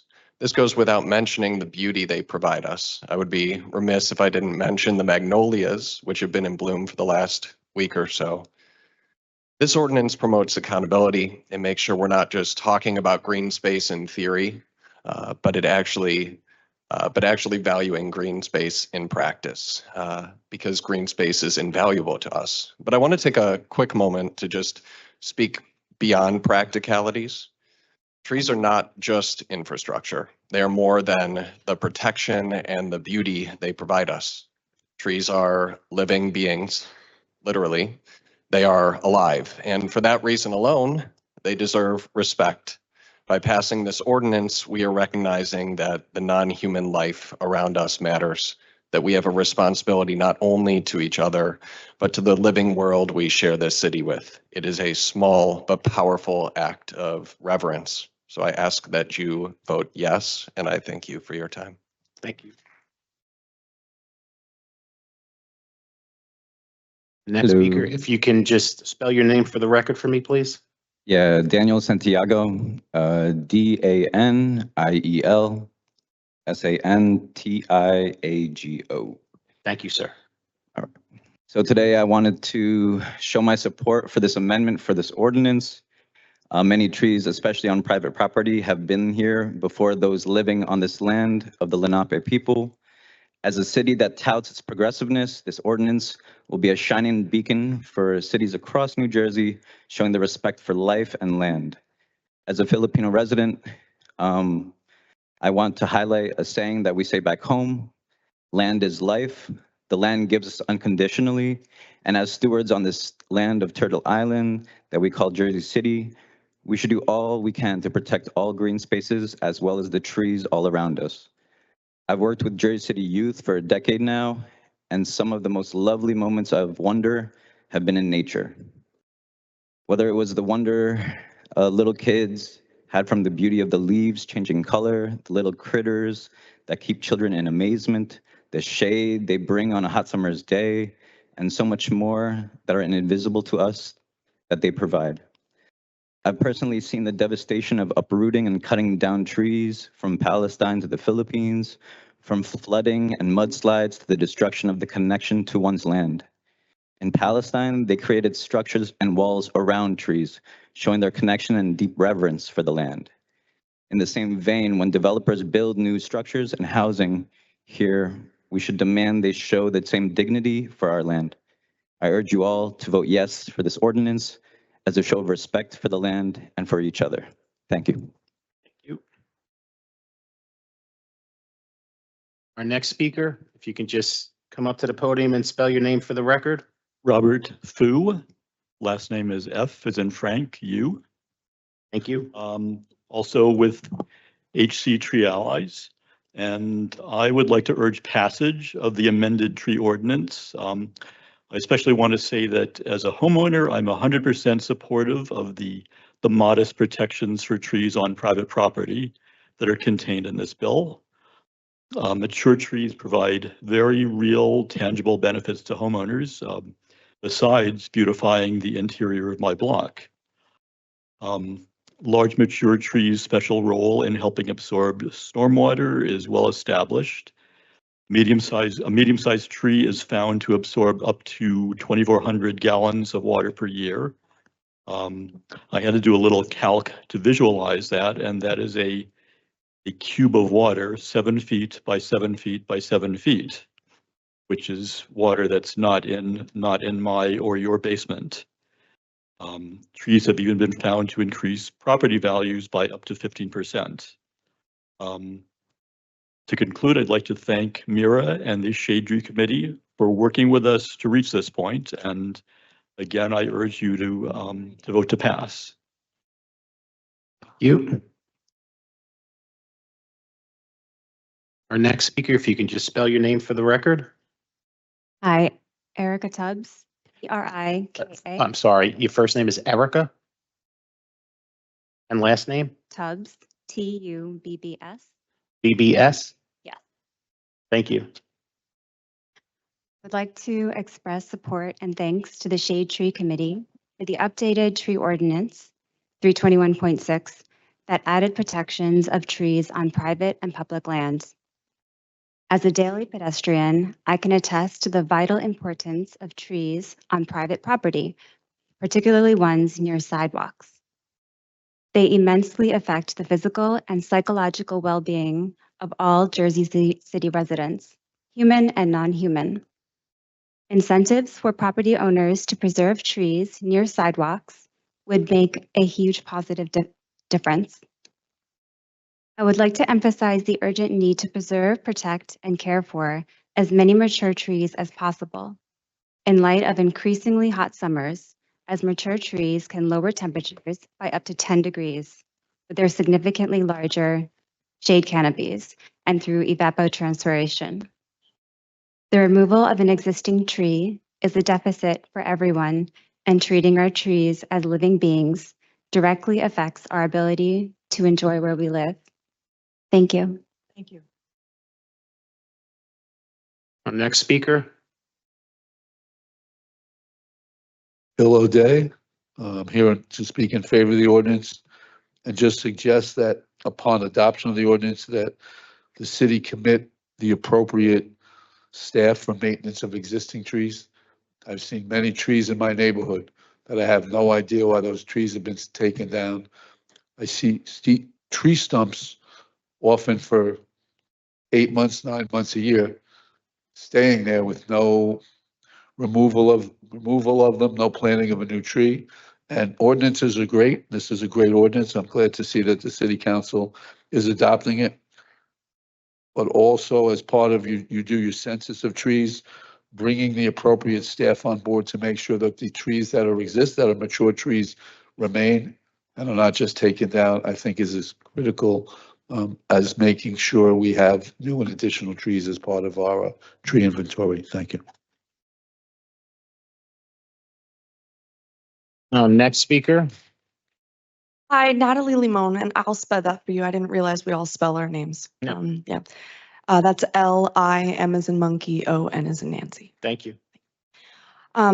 Just a couple brief comments. Thank you for having the revisions ready for Earth Month or on Earth Day month. That's a little ironic because it wasn't planned that way. We've been working on this with the Shade Tree Committee for almost a year, so I think that was kind of coincidental but very fitting.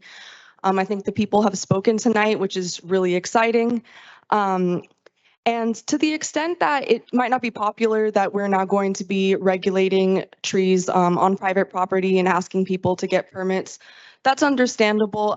But that is something that the NJDEP is introducing and that we all have to come into compliance with. So I urge us not to delay anymore because we've already delayed a while, and it's important that these changes go into effect now. And what's more, many prominent cities throughout our country regulate trees on private property to some extent. So this isn't, the most, we're not reinventing the wheel with this by any means. And as someone else mentioned, there's so many different progressive ideas for Jersey City happening right now. The current mayor talks about making us more than just a commuter city, but a destination city. And to that extent, we should be looking at the tree ordinances of other destination cities. And I can tell you from our work on this ordinance and many different ordinances that I researched and pulled language from to suggest to the committee, there are some pretty cool cities doing some very interesting things. So to the extent that we're reaching for the stars, for international museums and all of these other things, I think that we can also stretch to have, some more progressive tree policies as well. And so this is a really wonderful start. We will be back next year, and we thank the Shade Tree Committee for working with us. We hope that they continue to give us a seat at the table to contribute. And look forward to more of us talking in the future. Like I mentioned, and other folks have mentioned, we're talking about tax abatements here. We're talking about tax abatements and variances for various things. We would like to see tax abatements and variances to incentivize developers to Just got to stay on the subject of the ordinance. I'm sorry. well, we will be suggesting that for the next revision of the ordinance, that we also incentivize, provide incentives to avoid particularly large trees on public property, especially where they're near the public right of way. But this is a wonderful, wonderful start, and I hope you all vote yes. Thank you. Thank you. This is still a public hearing on City Ordinance 25-033. Any member of the public still wishing to be heard, please come up to the podium and state your name for the record. Motion. I heard a motion first by Councilperson Gilmore, and I'll second the motion with Councilperson Saleh to be fair. Appreciate the fairness. On the motion to close the public hearing on City Ordinance 25-033, Councilperson Ridley. Aye. Councilperson Prinzary. Aye. Councilperson Baggiano. Councilperson Saleh. Aye. Councilperson Solomon. Aye. Councilperson Gilmore. Aye. Councilperson DeGise. Aye. Councilperson Rivera. Aye. And Council President Waterman. Aye. Motion to close the public hearing on City Ordinance 25-033 is approved 9-0. For final consideration and adoption of City Ordinance 25-033, Councilperson Ridley. Aye. Councilperson Prinzary. I just want to thank my fellow Shade Tree Committee members for working on our annual review of Chapter 321. In particular, our forester Mike DiTancia and John McKinney from the Law Department. Thank you to the Hudson County Tree Allies for working with us this year, and we look forward to working with you again next year for the revisions. I vote aye. Thank you, Councilperson Baggiano. Councilperson Saleh. I want to thank the Shade Tree Committee and especially Councilwoman Prinzary for her hard work on this. There's a Greek proverb that says, a society grows great when old men plant trees in whose shade they'll never sit. I'd like to add a corollary to that, that an even greater society makes sure that those trees that get planted don't get cut down. And with that, I vote aye. Councilperson Solomon. Thank you to the Shade Tree Committee, Councilman Prinzary. We're appreciative of this moving forward. That will help improve our tree canopy and our efforts to combat climate change. So with that, I proudly vote aye. Councilperson Gilmore. Aye. Councilperson DeGise. Thank you to the councilwoman and all the advocates that came out. I vote aye. Councilperson Rivera. Aye. And Council President Waterman. City Ordinance 25-033 is adopted unanimously 9-0.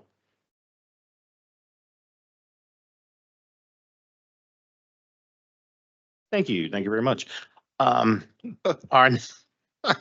Our next second reading ordinance, item 4.5, City Ordinance 25-034 is an ordinance supplementing Chapter 332, Vehicles and Traffic, Article 9, Parking for the Disabled of the Jersey City Code, designating reserved parking space at various locations throughout the city. This is a public hearing on this ordinance. Any member of the public wishing to be heard, please come up to the podium and state your name for the record. Motion. Second.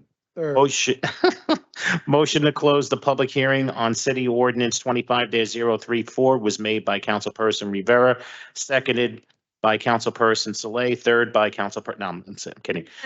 On the motion to close the public hearing on city ordinance 25-034, Councilperson Ridley. Aye. Councilperson Prinzary. Aye. Councilperson Bajano. Councilperson Saleh. Aye. Councilperson Solomon stepped out. Councilperson Gilmore. Aye. Councilperson DeGise. Aye. Councilperson Rivera. Aye. And Council President Waterman. Motion carries 8-0, with Councilperson Solomon absent on to close the public hearing on city ordinance 25-034 for final consideration and adoption of city ordinance 25-034. Councilperson Ridley. Aye. Councilperson Prinzary. Aye. Councilperson Bajano. Councilperson Saleh. Aye. Councilperson Solomon still absent. Councilperson. Okay. Councilperson DeGise. Councilperson Rivera. Aye. And Council President Waterman. City Ordinance 25-034 is adopted 8-0 with Councilperson Solomon absent. On to our next second reading ordinance, item 4.5, Item 4.6, City Ordinance 25-035. Thanks, my counsel. You always have my back. An ordinance supplementing Chapter 332, Vehicles and Traffic, Article 3, Parking, Standing, Stopping, amending Section 332-22, Parking Prohibited at all times on Enos Place. This is a public hearing on this ordinance. Any member of the public wishing to be heard, please come up to the podium and state your name for the record. Motion. Second. Motion to close the public hearing on City Ordinance 25-035 was made by Councilperson Rivera, seconded by Councilperson Saleh. On the motion to close the public hearing on City Ordinance 25-035, Councilperson Ridley. Aye. Councilperson Prinzary. Aye. Councilperson Bajano. Councilperson Saleh. Aye. Councilperson Gilmore. Aye. Councilperson DeGise. Aye. Councilperson Rivera. Aye. And Council President Waterman. Motion carries 8-0 with Councilperson Solomon absent to close a public hearing on City Ordinance 25-035 for final consideration and adoption of City Ordinance 25-035. Councilperson Ridley. Aye. Councilperson Prinzary. Aye. Councilperson Bajano. The conversations, guys, members of the public, conversations have to be down to a minimum or you have to take it outside because it's hard to hear. Councilperson Saleh. Aye. Councilperson Gilmore. Aye. Councilperson DeGise. Aye. Councilperson Rivera. Aye. And Council President Waterman. City Ordinance 25-035 is adopted 8-0 with Councilperson Solomon absent. On to our next second reading ordinance, item 4.7, City Ordinance 25-037 is an ordinance authorizing the City of Jersey City to renew the lease with Brunswick Community Gardens, also known as Jersey City Community Gardening Incorporated, for the use of Block 9905, Lots 8 and 9, more commonly known as 174-176 Brunswick Street, for a community garden. This is a public hearing on this ordinance. Any member of the public wishing to be heard, please come up to the podium and state your name for the record. Motion. Second. Motion to close the public hearing on City Ordinance 25-037 was made by Councilperson Saleh. I didn't hear the second. Was that Rivera? Yes. Thank you. On the motion to close the public hearing on City Ordinance 25-037, Councilperson Ridley. Aye. Councilperson Prinzary. Stepped out. Okay. Councilperson Bajano. Councilperson Saleh. Aye. Councilperson Gilmore. Aye. Councilperson DeGise. Aye. Councilperson Rivera. And Council President Waterman. Motion to close the public hearing on City Ordinance 25-037 carries 7-0 with council members Prinzary and Solomon absent. For final consideration and adoption of City Ordinance 25-037, Councilperson Ridley. Aye. Councilperson Prinzary is absent. Councilperson Bajano. Councilperson Saleh. Aye. Councilperson Solomon is absent. Councilperson Gilmore voted aye. Councilperson DeGise. Aye. Councilperson Rivera. Councilperson and Council President Waterman. City Ordinance 25-037 is adopted 7-0 with council members Prinzary and Solomon absent. On to our next second reading ordinance, item 4.8. City Ordinance 25-038 is an ordinance authorizing the City of Jersey City to enter into a lease with Dwight Street Block Association for the use of Block 25604, Lot 8, more commonly known as 185 Dwight Street, for a community garden. This is a public hearing on this ordinance. Any member of the public wishing to be heard, please come up to the podium and state your name for the record. Motion. Motion to close a public hearing on City Ordinance 25-038 was made by Councilperson Saleh, seconded by Council President Waterman. On the motion to close a public hearing on City Ordinance 25-038, Councilperson Ridley. Aye. Councilperson Baggiano. Aye. Councilperson Saleh. Aye. Councilperson Gilmore. Aye. Councilperson DeGise. Aye. Sorry about that. Councilperson Rivera stepped out, and Council President Waterman. To close the public hearing carries on City Ordinance 25-038, 6-0 with council members Prinzary, Solomon, and Rivera absent. For final consideration and adoption of City Ordinance 25-038, Councilperson Ridley. Aye. Councilperson Baggiano. Councilperson Saleh. Aye. Councilperson Gilmore. Aye. Councilperson DeGise. Aye. And Council President Waterman. City Ordinance 25-038 is adopted 6-0 with council members Prinzary, Solomon, and Rivera absent. On to our next second reading ordinance, item 4.9, City Ordinance 25-039 is an ordinance authorizing the City of Jersey City to renew the lease with Greater Neighborhood Alliance for the use of Block 30003, Lot 45, more commonly known as 81 Garfield Avenue, for a community garden. This is a public hearing on this ordinance. Any member of the public wishing to be heard, please come up to the podium and state your name for the record. Motion. Motion to close the public hearing on City Ordinance 25-039 was made by Councilperson Saleh, seconded by Council President Waterman. On the motion to close a public hearing on City Ordinance 25-039, Councilperson Ridley. Aye. Councilperson Prinzary. Aye. Councilperson Baggiano. Councilperson Saleh. Aye. Councilperson Gilmore. Aye. Councilperson DeGise. Aye. And Council President Waterman. Motion to close the public hearing on City Ordinance 25-039 carries 7-0 with council members Solomon and Rivera absent. For final consideration and adoption of City Ordinance 25-039, Councilperson Ridley. Aye. Councilperson Prinzary. Aye. Councilperson Baggiano. Councilperson Saleh. Aye. Councilperson Gilmore. Aye. Councilperson DeGise. Aye. And Council President Waterman. Here is here. Oh, Councilperson Rivera, didn't see him. You said aye? Thank you, sir. And Council President Waterman. City Ordinance 25-039 is adopted 8-0 with Councilperson Solomon absent. On to our next second reading ordinance, item 4.10.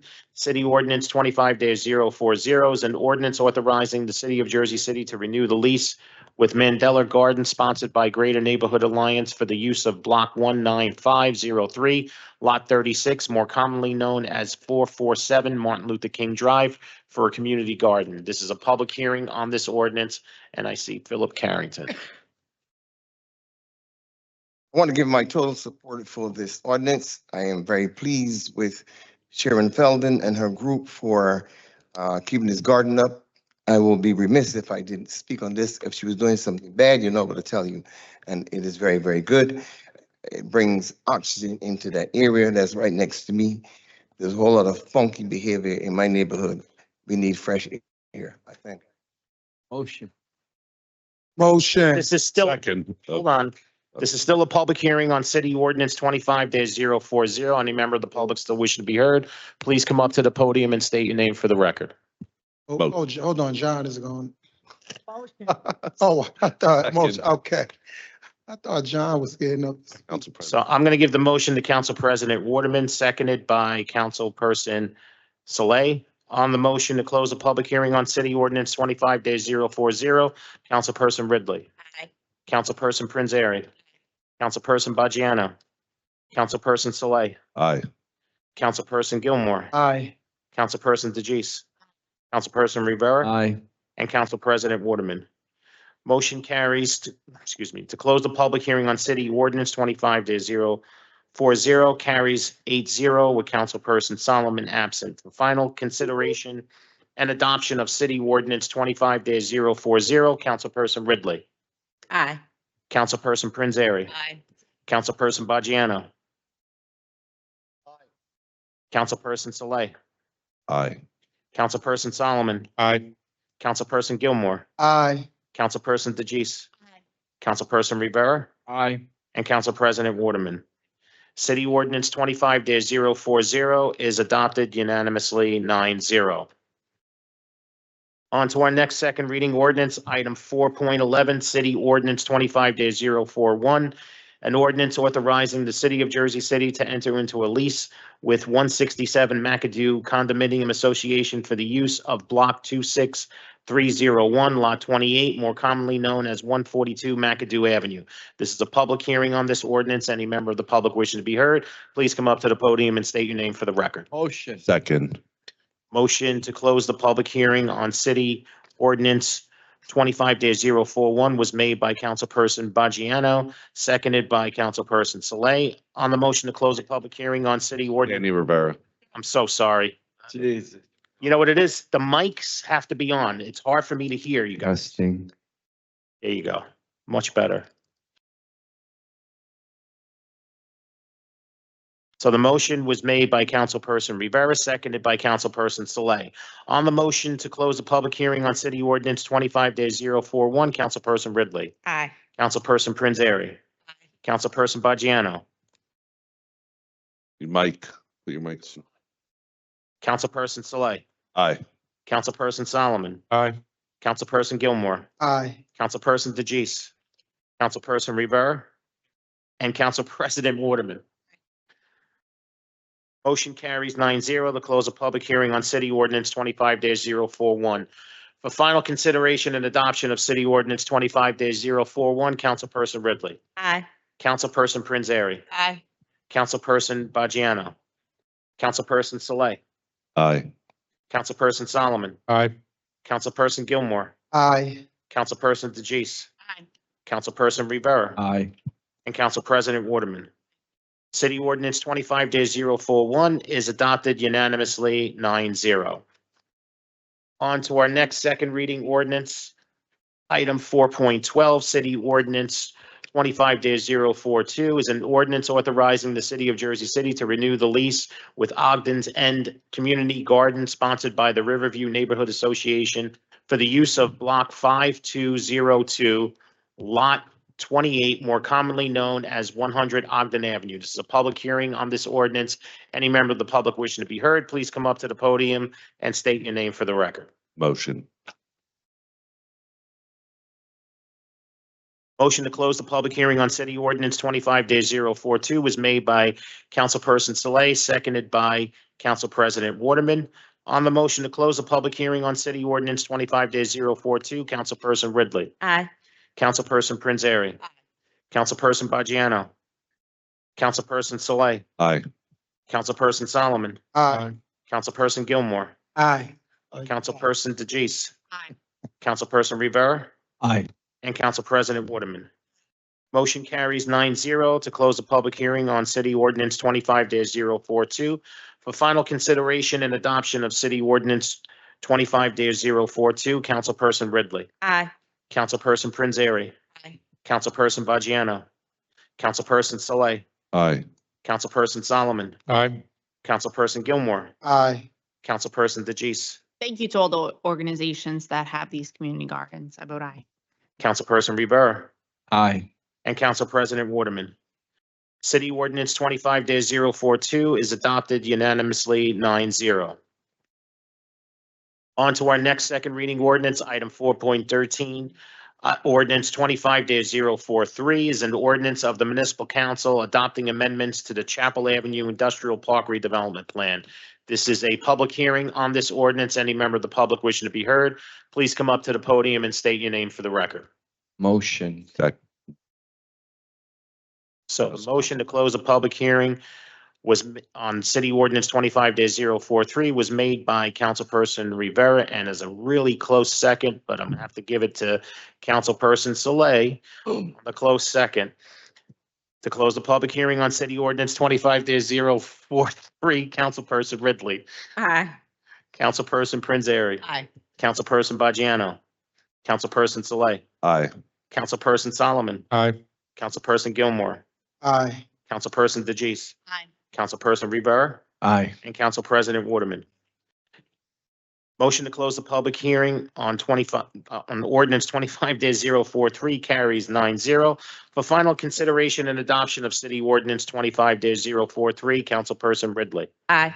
Councilperson Prinzary, Aye. Councilperson Bajano, Councilperson Saleh, Aye. Councilperson Solomon, Aye. Councilperson Gilmore, Aye. Councilperson DeJeece, Aye. Councilperson Rivera, Aye. and Council President Waterman. City Ordinance 25-043 is adopted unanimously 9-0. On to our last second reading ordinance, item 4.14. City Ordinance 25-044 is an ordinance approving a 30-year tax exemption to JHRC Senior Housing LLC concerning 259 Van Nostrand Avenue, Block 25402, Lot 19, pursuant to New Jersey Housing and Mortgage Finance Act of 1983, as amended and supplemented by NJSA 55:14K-1 exec, and the rules promulgated under NJAC 5:80-1 exec. This is a public hearing on this ordinance, and I see Bill O'Day. Good evening. I have several questions on this. Is this a new 30-year abatement? Because obviously this building's been up and running for probably more than 30 years, or at least that long. Brittany? Is an ordinance bill. I would defer the attorneys here. It's not our applicant. I would think the government folks would know the answers to the questions, right, Councilwoman? Not the attorney for the developer. I was hoping that those within the government can answer my questions. Right. Otherwise, you'd be simply deferring to the developer's attorney to tell you what they're doing as opposed to internally reviewing it. So did I ask the Corporation Council that question? Is it a new 30, my first questions. So it's. You need the mic, years. John. It's a new 30 year.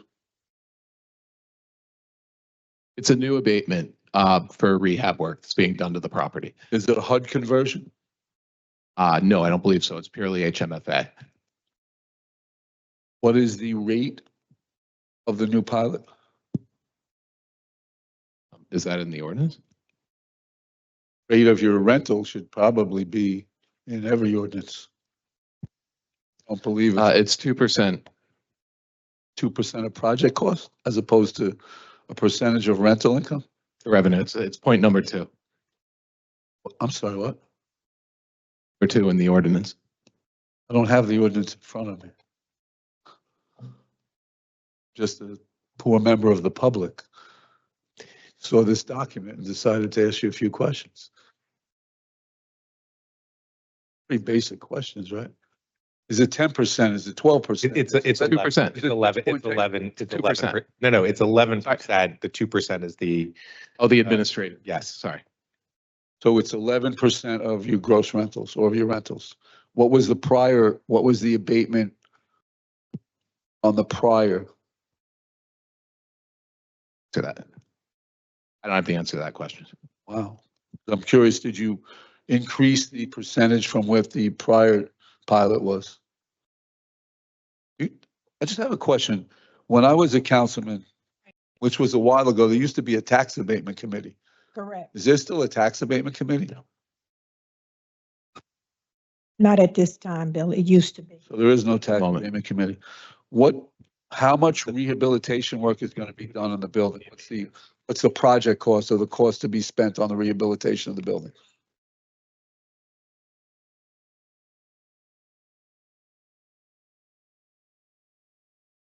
You know what, Bill? I'm not gonna waste your time. What we'll do, we should just have to table honestly, this. you should We'll table the this. ordinance We and should, have a committee get answers to those questions. honey. let's just get through this. We should table this because they can't answer and this is their time to answer. I understand. I appreciate But that. just like And he I'm not said, opposed. he has a valid point. Yeah. Just like he said, our corporate counsel is supposed to represent us as a city. So while we're reviewing these contracts, they should have certain answers. So all the information is in the ordinance. I can read the ordinance into the record if that would, All the questions that he is asking is in there. The amount of rehabilitation costs to be done on the building. And again, I'm not saying I'm against this. I understand. I understand. If you're preserving affordable senior housing for 30 Right. years, that's a good thing. Okay, But I your want to time make is sure the up, Bill. city gets the best deal. Okay. Time is up. What did Your you- time is up. Your time's on Your time second on reading. record. Well, as an elected official who represents this area, Yes. I would ask to be extended a courtesy to complete my either answers, or if you're going to defer it, I'd gladly be happy if you're going to table the ordinance to get additional answers. What we will do, Bill, we will table the ordinance because all these questions have not been answered. And I know some of the council have the same concerns. Right. That's why we will just table Yeah. this for now. Thank you very much. Okay, speak to the guys. How you do that? Not even going through this. I'm not even going through this. Sure. Right, we'll finish the public hearing and then after that, we'll table. That's it, because Come on up. Danielle D'Adamo, Danielle, D is in David, D is in David, AMO. I urge the council to reconsider the 30-year tax exemption for 259 Van Nostrand Avenue. While affordable senior housing is important, we must ask, at what cost to our community? A 3-decade tax break means Jersey City residents, many already burdened with rising property taxes, will carry the financial weight. We're being asked to subsidize a private developer, yet again, without transparency on affordability, public benefits, or long-term accountability. How many seniors will this truly serve, and will they even be local residents? Let's not give away 30 years of revenue without a clear commitment to community needs, local hiring, and true affordability. Jersey City deserves smarter, fairer development. thank you.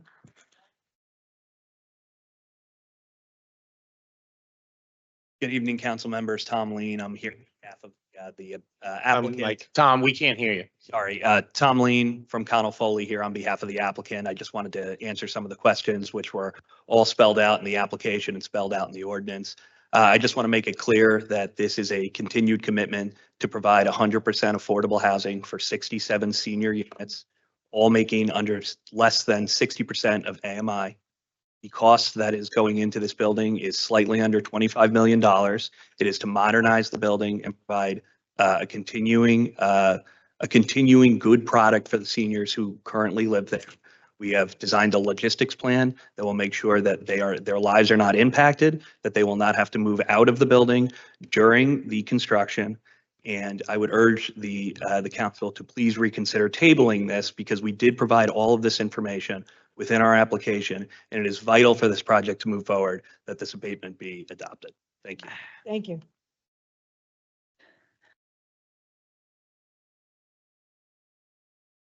Here we go again. This is a very good project and people need to spell stuff out. I did a building on MLK, 30-year tax abatement. Apartments are hard. This is a good building. They got to upgrade it and it costs money. It's not that the developer is making a lot of money, but you got to think about the seniors that don't get a lot of money that need to live in this building and live in a decent housing.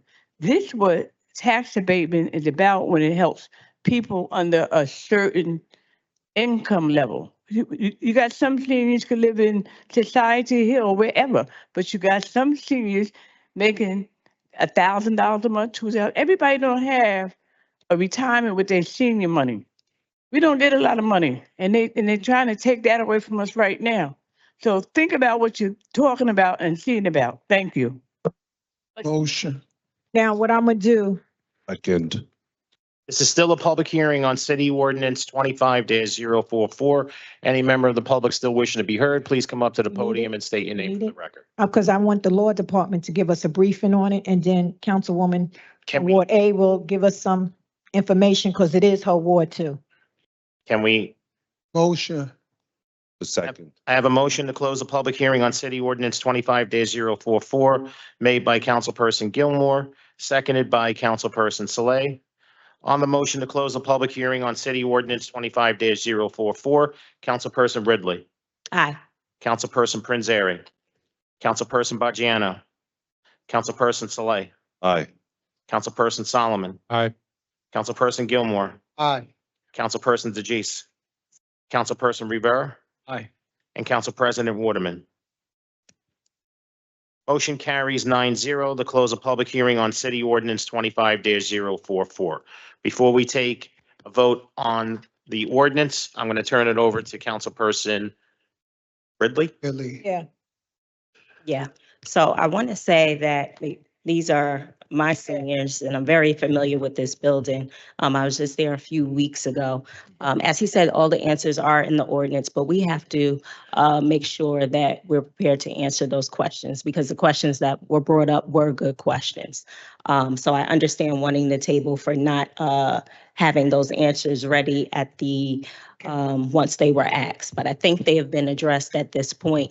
But I want to kind of echo the sentiment of Ms. Laverne. This is a senior building. This is an existing senior building, because I know someone said that people from outside of Jersey City are going to live here. No, this is an existing senior building with seniors already there. So this isn't a brand new project. They're just looking to, and this previously, I believe, had a pilot, and they're looking to get a new one and make some repairs. When I was there a couple of weeks ago, this is one of the senior buildings that is usually very well kept. And when I was there a few weeks ago, I was surprised to see some of the repairs that needed to be done. So I think it is important that we move this forward, especially if it might affect any timing with the developer. But this is an existing building. There are repairs that are needed, and this is all affordable. We just did something similar with the houses down on Montgomery. So this is nothing different than the affordability project that we just approved there, the pilot for. This is existing, and I think we should take care of our seniors. Also, Okay. okay, I mean, I think, we've had extensive conversations on this. Well, I mean, I also understand legal's perspective too. Not saying that they don't know it, it's just that he didn't know exactly where in the legislation it was, but the information is clearly laid out. And I think also the onus on us also as a community is to read. Don't rely on what people tell us anyway, to read and see what's actually in the legislation in the first place. But this is a senior building. This senior building have been having so many issues that they call their council person and subsequently the council person in the next ward to try to get things done. I know they had an issue with the elevators. Some seniors weren't able to go to dialysis. Some seniors wasn't able to go out to food. So in light of all that, I think we should vote on it. You know, if you don't agree. Huh? Yeah, I mean, I'm not anti your tax debate. I'm just saying when it makes sense, it makes sense. Motion. Wait, you don't need a motion. Okay. So Yeah, it makes I was sense. gonna move to previous question, so. are you making a motion to table? No, it's to get to the vote. Okay. Oh, yeah, to go, Move yeah, forward with the Liz. vote, Sean. All right. So for final consideration and adoption of City Ordinance 25-044, Councilperson Ridley. Aye. Councilperson Prinzary. Aye. Councilperson Bajiano. I couldn't hear you. Abstain. Councilperson Saleh. What? Yes. I'm gonna, not my ward, but if you look on the application itself, this project was completed in 1995 with low income housing income tax credits and also a pilot. And within the last 5 years, it's basically losing its pilot status, is going to pay full taxes. It's a 4-story building with 67 senior units. It's a senior building with all the residents at or below 60% area median income. So we're not talking about like rich people here. This building has actually had a significant amount of issues with the elevator. And if you look at what they're trying to do, they're doing a significant amount of work. They're making it ADA accessible. This is a big project to revamp this building. And I just urge the public to read through this because not all pilots are created equal. This one is actually going to help longstanding residents in the community. Bill, You're gonna let him shout out too, right? I get it. come on, Bill. Bill, do you do that? Do you do that at a commissioners meeting? Bill, I don't know why you're shouting out. You're disrupting the meeting. You're not coming up to the No, mic. This no. is not your time to No, it's speak. not, Bill. Again, Question, this is, and I deferred asking any additional questions because I was told it was going to be tabled. Is the word Councilwoman, it's muted.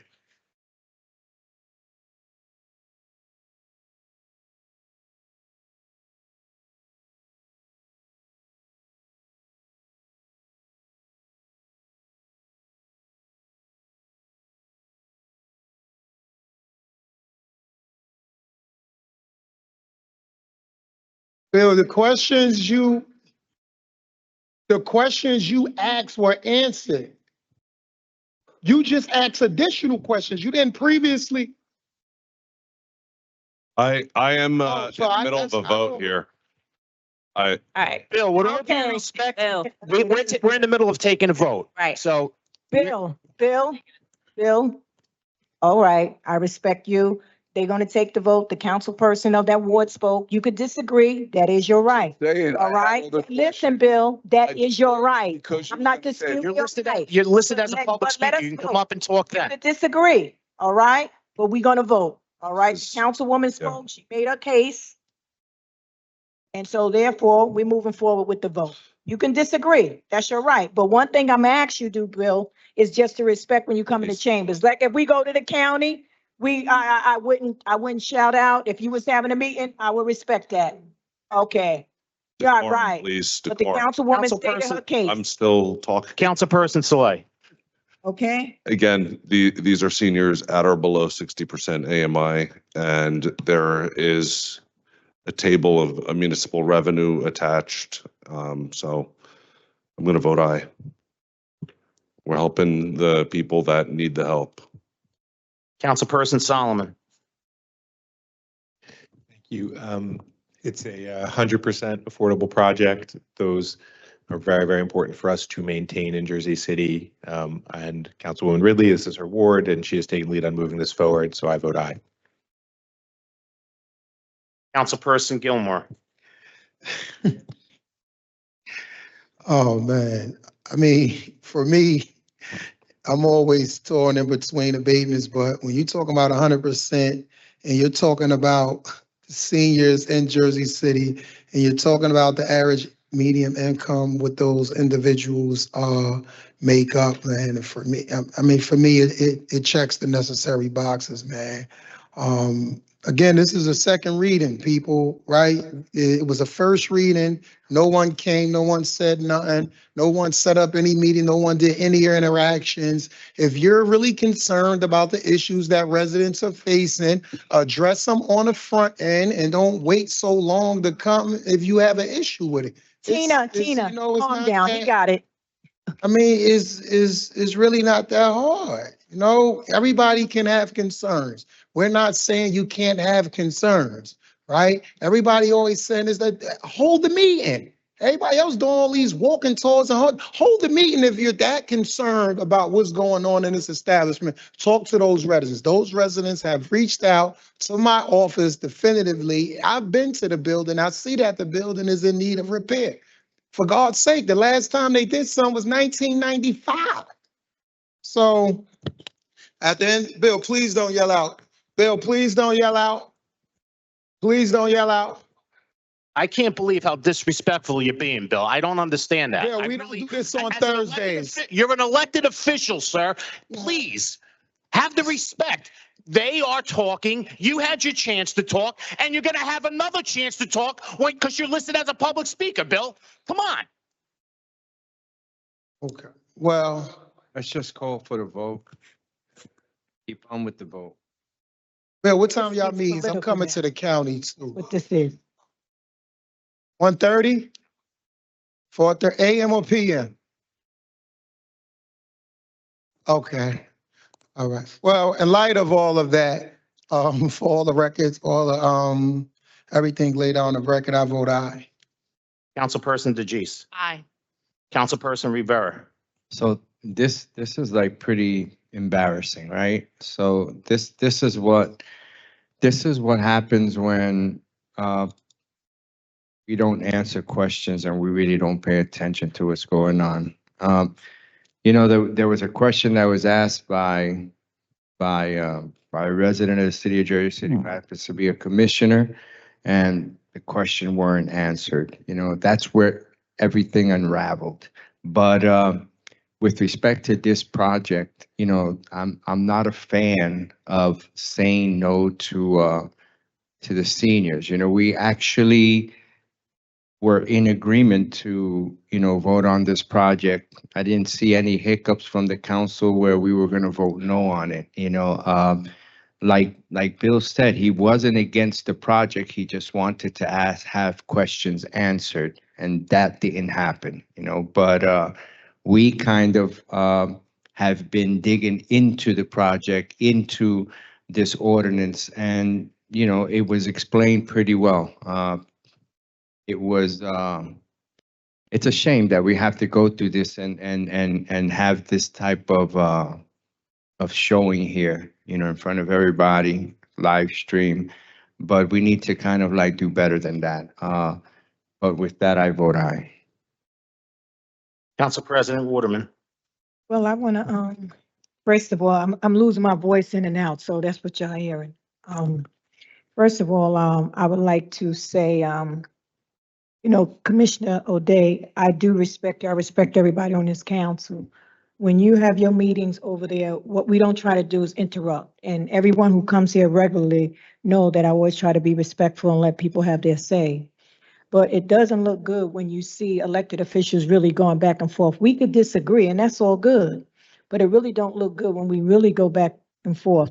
Now, what triggered it was when he asked the question and our corporate counsel could not answer it. Okay, that was a legitimate ask, to be perfectly honest. Now, I prefer to the council person of that ward because she's really in it. She knows what her constituents needs.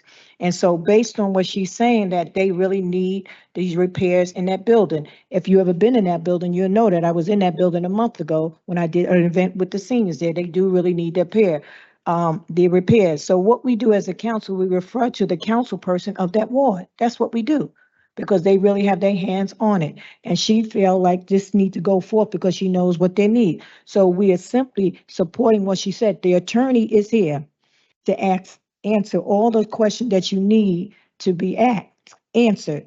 And we have our corporate counsel who could not answer them right away. So that's how all this mix-up happened. But let this be a lesson to all of us, to be perfectly honest, is that when we deal with tax abatements, make sure we have these answers, because what we're doing now, we're bringing them back forth.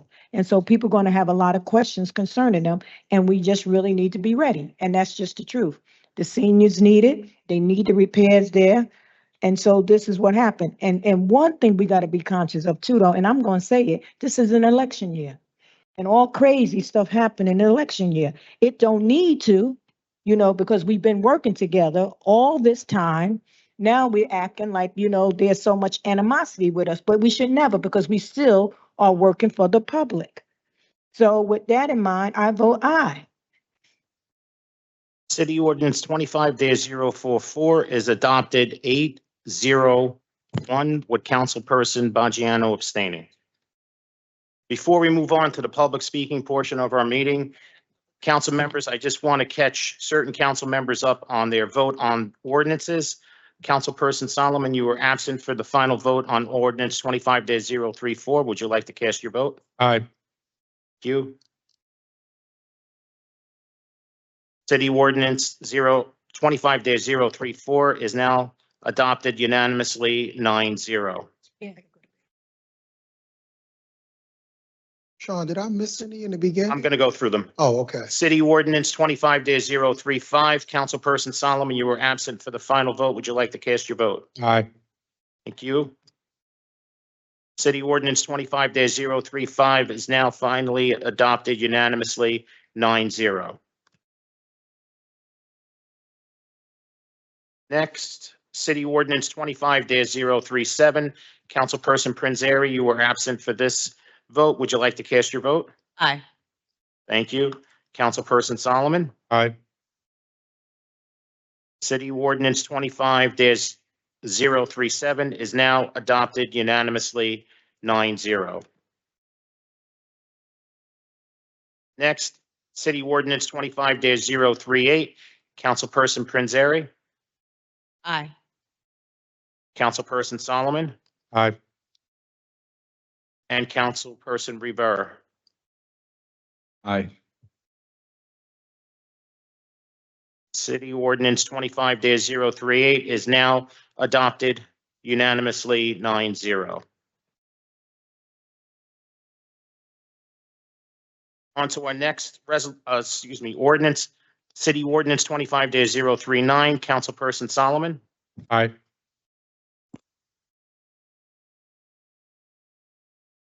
City Ordinance 25-039 is now adopted unanimously 9-0.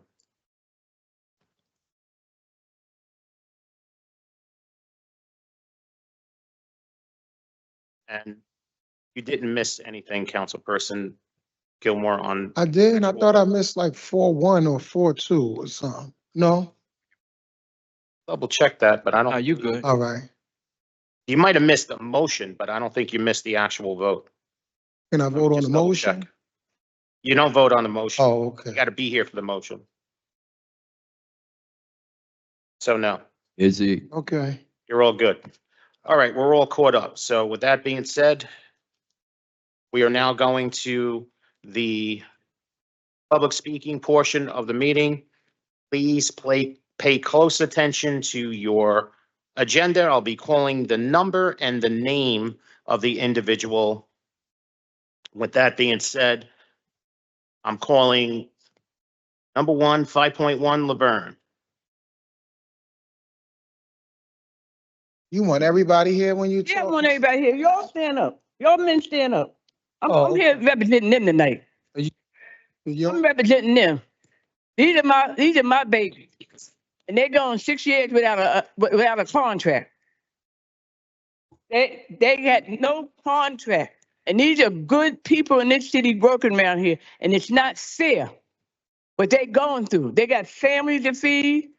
They keep our community in good shape. When you call them, they're there, right? Councilman Yeah. Gilmore? No, I'm dead serious. This ain't no joke. These people around here been in this city some 15 years. Some just started, but they working without a contract. And this is not fair. This is not right. I know we got an election going on, but these people got to feed. They want to make sure they got a job, that they in a union.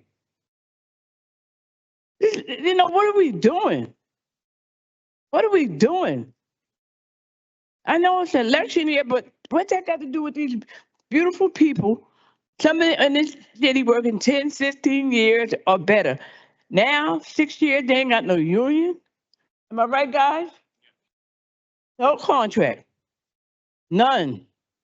Over 6 years? Is that how we run in this city now? And they in all different departments. When you call them, they come. I have. They help recreation, you name it, different department. They there. And what else you told me, brother? DPW, park, forest, we worry about green trees. All 9. Council President, you get on this, please. Honestly, you're a good person. They shouldn't go 6 years without a contract. They was at the table a couple of times, Laverne. Huh, baby? They was at the table a couple of times. So I can't get involved. They was at the table a couple of times. So, okay, it's more to it than this. Okay. All right? Yes, ma'am. I respect that. All right. But we need to work on stuff like this. Yeah, we working. We working. You working? Yeah, we working. Believe me. Billmore, you working? I wouldn't have 6 years without no contract. I ain't gonna ask Solomon. Well, I know Bargiani is. I know they were at the table. I don't like, we're not involved in like the actual day to They was day. at the table. But I will say that, I mean, I think they definitely need a contract. They do. It's- They really do. And I appreciate your time and effort. God bless you. Thank you.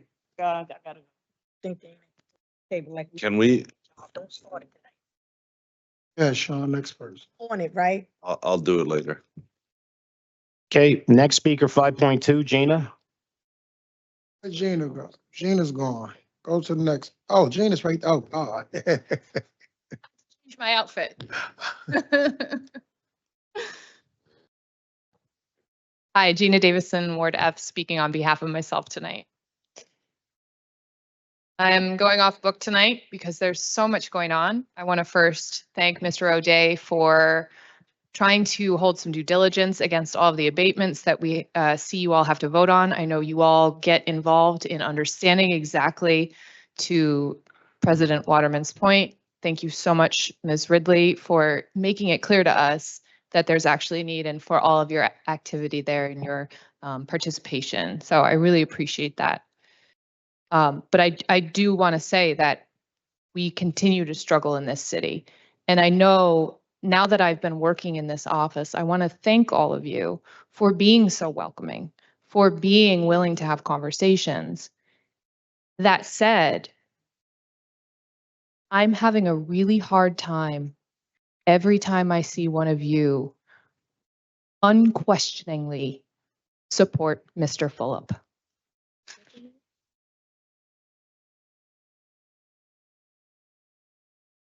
Just today, I was watching the caucus meeting from Monday and I was on YouTube and I saw another one of his egregious ads.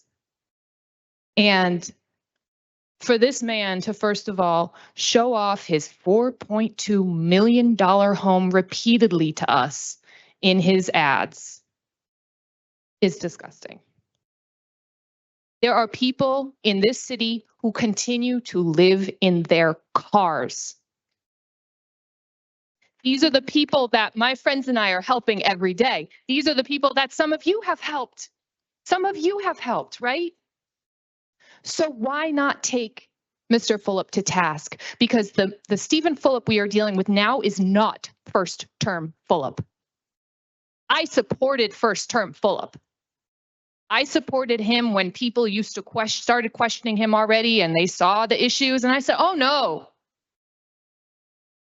this guy is a real one. Well, I made a mistake because third term Fulop is a disaster.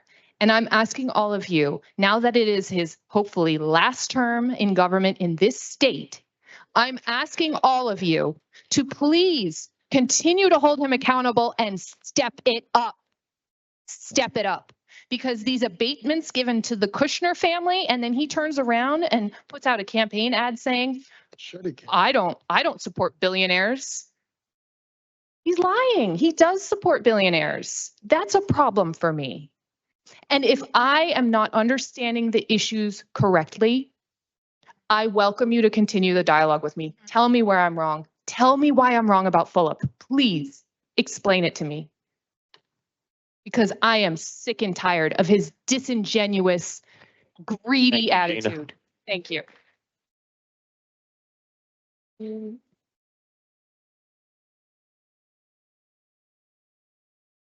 Our next speaker, 5.3, Tina. Justice for Drew. Justice for Drew. Well, I'm up here for Justice for Drew, nonprofit and community. I have been coming to these meetings for a couple of years now on Wednesday, and there have been new faces been coming. But I want y'all to let y'all know, I'm going to rephrase that. I'm going to put it in a better way.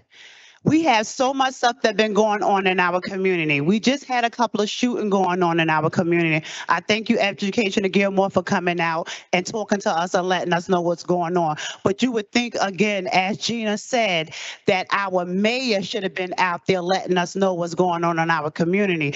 But again, I got to realize I'm from Alabama. I just went and visit my town, and to come back and see, I see what Jersey City is about. It's about the friends and who like each other. It's not about the community. It's not about coming together and helping each other. It's about who we can be friends with and how we can come up. No, we need to make sure all of us grow. When I go out there in the morning, I don't worry about just Tina Knowles and her family. I worry about the community. I worry about homeless. I worry about some of my young guys on my corner. If you look on our block, thank you, Education Gilmore and Jerry Walker, you will see now that some of the guys have apartments. Some of the guys have jobs and training because I was out there in the field doing the work. Now we got the new people who's out there in the field because we hear them now talking, but that's not going to stop me. I will continue to be out here fighting for my community. I will continue to use my voice because some of them can't come here. Some of them are working. Some of them are doing part-time. I definitely understand. My phone rang constantly about our community. I guess they only want the ones who they can trust and the ones who would be able to help. And I thank you for that, Elwood, for continuing to help me with that domestic violence, because a lot of people call me about that in our community and anti-violence. I thank y'all for that. But what it is, we need more people that's walking around in the community to help out and bring a message, not the ones that sit in the office. We already been doing that now. Now it's time to remove y'all and let the good people come and sit up there like me. I see y'all guys. Thank you. I'm talking for myself, not for Education Gilmore. I work for Education Gilmore, but I'm talking for Tina Michelle Knowles.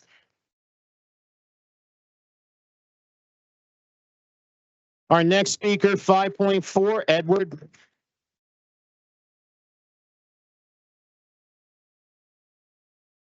Justice for Drew. Justice for Drew. Justice for Drew. It's been about, at the end of this month, it would be 20 months since the Jersey City Police Department murdered Drew. And since then, the family hasn't had any justice. You know, we've been fighting at the state level and at the local level, and so far at the local level, nothing. Absolutely nothing. I noticed that Director Shea was here on Monday asking for $172,000 for Tomahawk training, and this has nothing to do with de-escalation. This has nothing to do with the new vision for community policing that we need for our city. It's really just focused on like massive threats, tactical training for terrorist attack, nothing closely or even related to mental health crisis, de-escalation, or how the police will begin to respond to these type of events. Just nothing from you, just continue garbage. It really does hurt. It's empowering too, though, because many of you are undeserving of your seats right now. And believe you me, we do not support you. We do not support you. Thank you so much, Councilman Gilmore, for going over the agenda before the agenda. And as far as abatements go, you've turned your back on us. So stepping into an abatement conversation, you don't have the trust, first of all. You don't have the trust, first of all. When I saw a 30-year abatement, I thought, okay, will Jersey City residents get to work? You know, what's really happening now with this abatement? You know, so rightfully so, you know, we agree with Bill O'Day, like his question should have been answered. It's unfortunate that they couldn't just, you know, be answered, but they should have been answered. And we need more people like him coming in here, standing up and questioning you all about what the heck is going on with you and why you continually vote for abatements that harm us. Anyhow, we had 2 recent shootings, nothing from the mayor. I've been trying to question his new running mate for lieutenant governor. Ma'am, what have you been missing? Why would you connect yourself with this man? He's failed us in Jersey City, and you commit to this and ask for support to run our state? Heck no, come to Jersey City and find out what's really been going on. Heck no. Justice for Drew.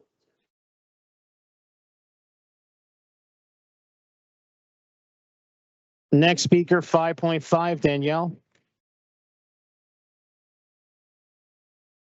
Good evening again. I'm here tonight to say what so many of my neighbors are feeling. Ward C is being forgotten, unless you're a developer. We keep seeing new community centers, gardens, and tree plantings go up in other parts of the city. But in Journal Square in the Lower Heights, where I live, we're watching our blocks get bulldozed for yet another luxury high-rise. I'm tired of it. I'm tired of watching my neighborhood get demolished again and again just to make room for towers that don't serve the people who already live here. Why can't we renovate what we have? Why can't we refurbish our historic buildings and housing stock for modern use instead of tearing everything down? Why do developers keep getting tax breaks to profit off our land while residents get nothing but rising rents and more traffic? Take 701 Newark Avenue as just one example. The city first read a 30-year tax abatement, another long-term pilot deal for a project that doesn't reflect the community's real needs. This isn't just happening once, it's becoming the norm. Meanwhile, Ward C still lacks basic investment. We don't have tree-lined streets to fight heat and pollution. We don't have a single city-run community center. We have to fight for every garden bed, every safe crosswalk, every inch of green space. And our streets? Still dangerous. Summit Avenue is one of the busiest corridors in Jersey City, full of speeding cars, broken sidewalks, and intersections that feel like obstacle courses. I work in a public school on the west side, and I've seen the difference it makes when leadership listens. Over there, we've got daylighting, curb cuts, high visibility crosswalks, all because the community asked and the council member delivered. But here in Ward C, when offered funding to improve safety, our councilman, and he's not even here to defend this, we don't need money for that. Well, I'm here to say we do. We need investments in public safety, not just private towers. We need tree plantings to cool and beautify our blocks, community centers for youth and elders, gardens where neighbors can grow together, and safer streets that don't favor cars over people. We need equity, we need vision, and we need city leaders who see more than just profit potential in Ward C. So if this city can keep handing out tax breaks to developers, it can start investing in the people who already call this place home. Thank you. Our next speaker, 5.6, Anthony.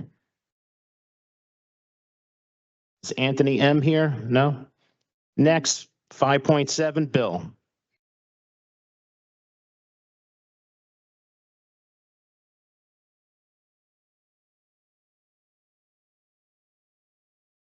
Good evening. So first and foremost, I'm here to support Local 245.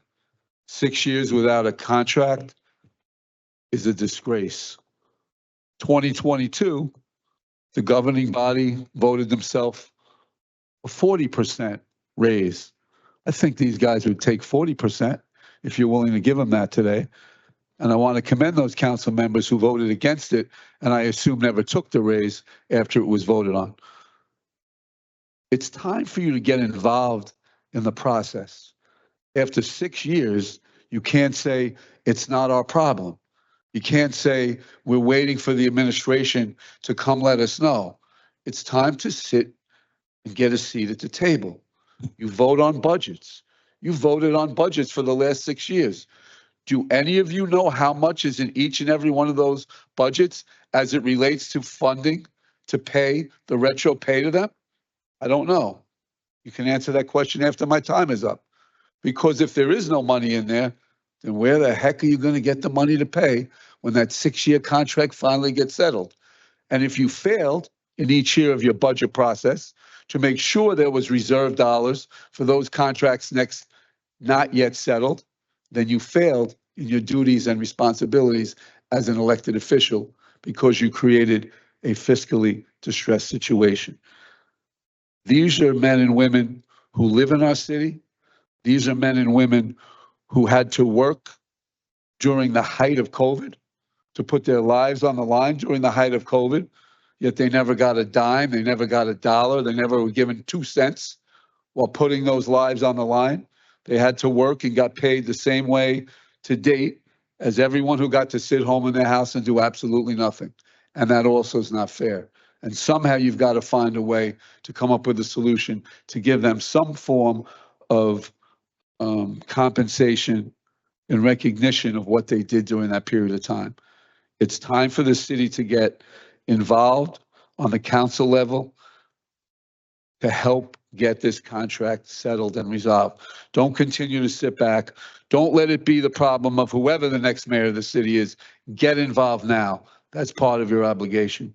As for earlier, I apologize for being a little bit upset, but I had questions and nobody had answers. And any member of this public who walks into this meeting at 6 o'clock and sees an ordinance and has a question, and didn't happen, Councilman Gilmore, to be able to read an ordinance, should be able to ask that question and have it answered. They shouldn't be told, get the ordinance 2 weeks ago. Because someone could just walk in here one day, see an item, have a question.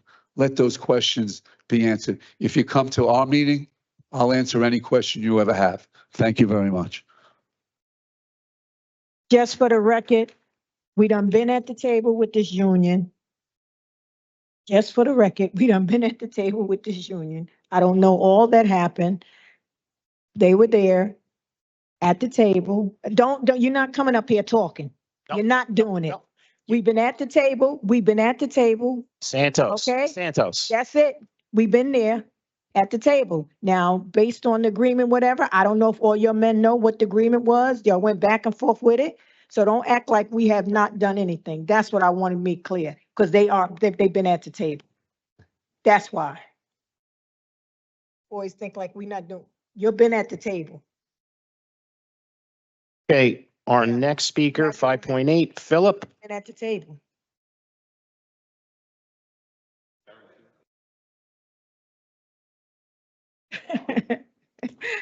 Good evening once again, it's Phil Carrington.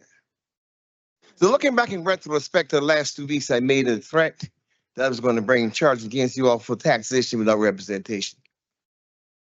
And the purpose for that, of course, is that I had an issues. And I brought the issue here and I wanted to get an answer. And if the answer could not have been given here, I should be referred to the right governing body. I put that on hold primarily because when I got back home, the night I opened the mail from the Supreme Court, listen carefully. And the Supreme Court say that they're going to hear my matter. 95% of the cases that go before the Supreme Court, even by attorneys, don't get heard. That means that 95% of the things that I've said is true. And when the decision is done, only 5% is left. So they have 5% to prove me wrong. Well, what that case really was is a question of law. No one answered. But also part of that is that the law says that you must have 2 doors. And there's 2 doors, at least 2 forms of egress, right? The inspectors admit, yes, that I have 2 forms of egress. I am in compliance. No, you can't have an answer yes and no to the same question. And I brought that here time and time again. That matter shouldn't have gone to the state at all. It could have been answered here. So I really hope now that the mayor should not run for any office until the Supreme Court matter is heard, or nobody else. I mean, if you can't address simple issues locally that you should have addressed, you can address it on the statewide. But why you should have heard that matter individually? If you are a representative and it happened to me, then it happened to many of the other people. I'm going to speak directly to Gilmore and to Joyce Patton, primarily because I know you have property. My daycare center was closed, and that's where we're at the Supreme Court. When a building is closed, you're supposed to get a RIMS form from the fire department. When you're ready to reopen, they're supposed to come out, check it, and give you requirements, not violations. They were not violations. I keep telling you all, the DCA said they were not violations, they were requirements. You're going to meet that requirement to get your certification. And when the fire department issued a violation, I said, they're not violations. I'm not quite sure where y'all coming from according to the law. And they ignore it. And so everybody now who's involved with that have the answer, especially the attorneys, because you cannot continue to write false certification and know it was false. And so look carefully, which means that there are hundreds of Black people who got violations that was not violations over the years. There were requirements. Thank you, Phil. Important that you check that. Thank you. Our next speaker, 5.9, Ryan. Ryan S. Okay, thank you. Next speaker, 5.10, Kevin.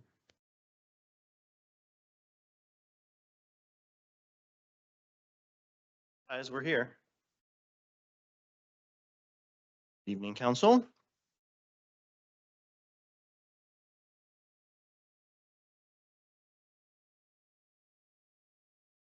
Thank you. Oh. I am fully committed to seeing this fight through for the enforcement of the city's laws. But if this is a contest of commitment and sacrifice, our mayor, Stephen Fulop, takes the prize. And it's not even close for his unmatched obsession with non-enforcement. He's willing to burn his entire political future to ensure Jersey City voters continue to go without resident supers, required security, transparency about legal rents, or even transparency about their landlord's identity as mandated by New Jersey law. And now he's trying to rewrite the story because apparently he's starting to panic. This panic might be new for him, but we've prepared for over 2 years while we've been fighting for him to care about the laws of Jersey City. The ordinance is strong. He has $2,000 per day per tenant fines at his disposal. Tenants in Hoboken who have had our exact same problems for less than 6 months, Mayor Bala issued $600,000 fine, $800,000 fine, $2,000 per day per tenant adds up very quickly. I don't think our landlord has been fined $6 or $8, let alone $600,000 or $800,000. The mayor could do something. He's just not.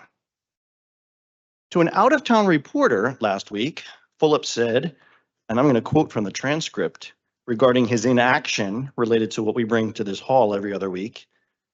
He said, there's a stay in federal court. And this is a long quote. He said, Dinah Hendon, he brought that up last week, and she's a real lawyer. He said that 3 times. She's a lawyer. She's a real lawyer, not a political person. She's a lawyer. She actually, I'm still quoting Fulop, which I was surprised at, she sided with the landlord, which is a crazy thing for me. He said this, not Bala, Fulop, last week. Yes, we're at the point in this story where Fulop throws Dinah Hendon under the bus. To distance himself further, he added, he was talking about Dinah Hendon, was picked by the activists. Let's correct the record. There is no federal stay, nor any stay from any court, none whatsoever. Dinah Hendon told us in writing that rent control applies. Then she flipped. Just before she flipped, or Fuloped, Fulop told me personally, I put her in that position to take care of problems like this. Now he's surprised. She sided with the landlord. He called that crazy. Thank you. Thank you. Our next speaker, 5.11, Suzanne. Good evening, Council. Let me tell you a quick story about Cory Booker. Back in 2013, when he was mayor of Newark, a tweet went out. Someone spotted a dog shivering in the cold, left outside overnight. And what did Cory do? He showed up. Not a press secretary, not a statement. He personally rescued that dog, picked it up, took it to safety, called the owner. It made national headlines. A mayor didn't just care, he acted. I was thinking about that this week because a while back, one of our neighbors stood here and told a different story. A cat stuck in a tree. An evil person sets the tree on fire. A good person says kind words, maybe even loves cats, but doesn't act. A hero climbs the tree and rescues the cat. He said, "We are the cat." And we still are, because that tree is now tall with rot, no uniform security, no resident super, no functioning emergency systems, no enforcement. We have stood here week after week asking someone, anyone, to climb. So maybe now it's Cory Booker's turn. He rescued a dog in Newark. Maybe he'll rescue a few thousand cats in Jersey City. But if he does, let's be clear, he's going to have to climb past the people who let us stay stuck in that tree for 3 years. That means people in the room, this room. And if he really wants to be president someday, he's going to have to prove that he cannot just act when the cameras are rolling, but when the violations are buried in court filings, when the suffering is quiet, when the injustice is being done by people wearing his party's colors. Booker showed up for one freezing dog. We're asking him and all of you to show up for us, climb the tree. Thank you. I also like to say, I'm also very sick of the ads by Philip on TV. I frankly just laugh. I don't find any of them are convincing whatsoever to give him a vote. He talks about wanting to provide educational programs for his kids. I'm pretty sure his kids are all set. I'm also sick of seeing his house. I'm sick of him saying he stands up to billionaires and landlords. Hello, what has been done? Nothing has been done. Negative. Thank you. Our next speaker, 5.12, Daniel. At last city council meeting, corporate counsel Brittany Murray informed us and the council that Portside Towers is seeking an exemption from the 24/7 uniform security requirement that was adopted unanimously by this council on June 26th, 2024. Now, the ordinance has language about a security exemption. The ordinance states that to seek an exemption, an official must, quote, inspect the dwelling to determine if the existing security arrangements are adequate to protect the safety and property of its residents. The inspection shall include the evaluation of residents' security concerns and complaints when issuing or continuing an exemption, end quote. Now, we've discussed at great lengths here why we need 24/7 uniform security at Portside Towers. Beside the fact that it's the law, we need that layer of safety, which we still do not have. As we told you all on numerous occasions here, on November 22nd, 2024, an attacker entered our building chasing a woman who he was attacking. And as we've also told you all on numerous occasions, a bullet pierced a child's window in our building last year. In fact, that child's mother has been in front of you all multiple times, standing right where I am, crying and pleading for your help. Now, what I don't understand is that the ordinance was signed into law in June of last year, and Portside filed for an exemption over 6 months after that. So why wasn't Portside hit with daily fines for that entire 6+ month period before they filed for an exemption? We've brought our security concerns in front of you all repeatedly during that time before Portside filed for an exemption. So why wasn't the law enforced last year after that ordinance was adopted? Now, let me be clear. There are no grounds for an exemption from uniform security for our building. And my concern is that Portside will either get the exemption, which to me would be a clear sign of either incompetence or corruption on the part of the city, or if they don't get the exemption, what will stop Portside from bringing the 24/7 security issue to the courts, just like they've done with the rent control status of our buildings, to delay and delay and delay and delay?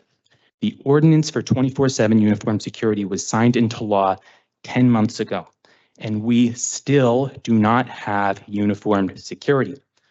Why is it that corporate landlords can skirt the laws of this city at the expense of the safety and well-being of Jersey City residents?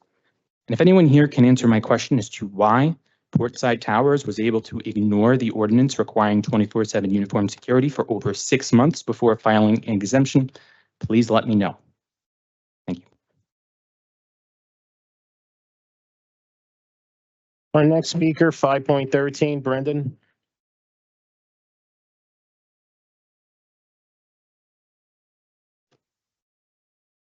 Good evening, council members. Imagine waking up in the dead of night, startled by flashing lights, roaring fans with no alarm sounding. Imagine the fear, the confusion, wondering if your home is safe. If you need to evacuate, you need to run, you need to gather your kids or abandon them. This isn't hypothetical. This happened to residents at Portside Towers, as reported in today's NewJersey.com article. A recording of a recent call to Portside Towers emergency line was played for council members. The article explains when a resident called the emergency number, they were routed to an overseas call center with no response and no superintendent on site. Weeks later, tenants said the landlord had not addressed the situation. Council members, this is not an inconvenience, this is dangerous negligence. This incident shows the reality behind the words of uniformed security and resident superintendent. These aren't bureaucratic requirements. These are lifelines ensuring our safety, security, and peace of mind. And yet the dangers extend beyond safety. The article continues to state, meanwhile, residents are also dealing with illegal rent hikes. Illegal increases mean more financial strain, more families displaced, more of your constituents falling behind economically and struggling unnecessarily. Your oversight can shine a spotlight to these urgent issues. Your investigations can provide transparency and force accountability. Your votes of no confidence can send the strongest possible message that neglect is unacceptable in Jersey City. Tonight, we urge you to recognize these incidents, not as isolated complaints, but as symptoms of a systematic crisis, a crisis that demands your immediate action and relentless oversight. Let's continue. Our landlord is filing for an exemption to this ordinance when they aren't even complying with the current ordinances in the city. We do not have a resident supervisor, as clearly stated, so why the heck should they be allowed to ignore the security ordinance? At this point, I would not be surprised if I come home one night, my window's missing in my apartment, it fell off, and they said, we're not required to provide you a window. It really would not surprise me or half the people in our building if this happened, given our landlord's ability at coming up with things they're not responsible for providing. Who knows, maybe they'll take a step out of Europe and get rid of my floors next. Thank you. Our next speaker, 5.14, Eve. I don't live at Portside Towers. I observe council meetings for a year and I see blatantly hostile council persons not listening. President Waterman, Bill O'Day saved my life twice when you left me for dead, so stop snapping at him. It's council job number one to be present, listen, look, and then respond with action. My landlord has still received no punishment from municipal court for putting me in the hospital. Now the landlord is obstructing the rental assistance program I need, and the rent prices at the landlord tenant office are all out of whack because that department has been deliberately understaffed for more than 5 years. Before I go further, let's talk about who the good leaders are here. Councilman Baggiano, Gilmore, and Solomon. They are the leadership we need. James Solomon, you have done a fantastic job. You're my councilman. I voted for you because you earn it every day. The other 6 of you, I would love to give you the benefit of the doubt and hope you've done work that I just haven't seen yet. Mayor Stephen Fulop abandoned his job years ago, and the entire city machine has been re-engineered to funnel donations to his governor campaign and money to his big developer-related donors. I told you I've delivered solid, rock-solid evidence proving same to the DOJ and others. What do those of you who still allow that wrongful cost shifting think you're going to get by riding the Team Fulop train? Blatantly obvious, publicly available records show deliberate failure to enforce housing laws as well as rampant accounting audit violations. The financial law enforcement of the city was and is your jurisdiction, President Waterman. That is written into the city municipal code. How much of that missing $26 million fine revenue have you recovered? Because I see zero. I'm a deliberate forensic investigator and I don't speak for nothing. One element of proving a criminal statute violation, and this is important, is proving the perpetrator knew they're doing it. So now I'm on record 6 times politely informing City Council, now you know, statute violation applies to you if you simply don't act. What I'm doing by speaking here, I am busy observing and proving out all the federal indictments that need to happen. Let me tell you, there are not going to be 9 of 9 council up there on the outside of the prison if every person cannot show to the DOJ what you did to get new auditors, fire the lawyer campaign donors, fire the ticket fixing court staff, hold the mayor to account, recover the money, and enforce the housing laws. We clearly need different leadership, so I'd like to finish by nominating James Solomon to take over as acting city council president going forward. We need state comptroller auditors here immediately, and he would have this straightened out when the rest of you start cooperating. And God bless Bill O'Day. God bless Bill O'Day. Next speaker, 5.15, David.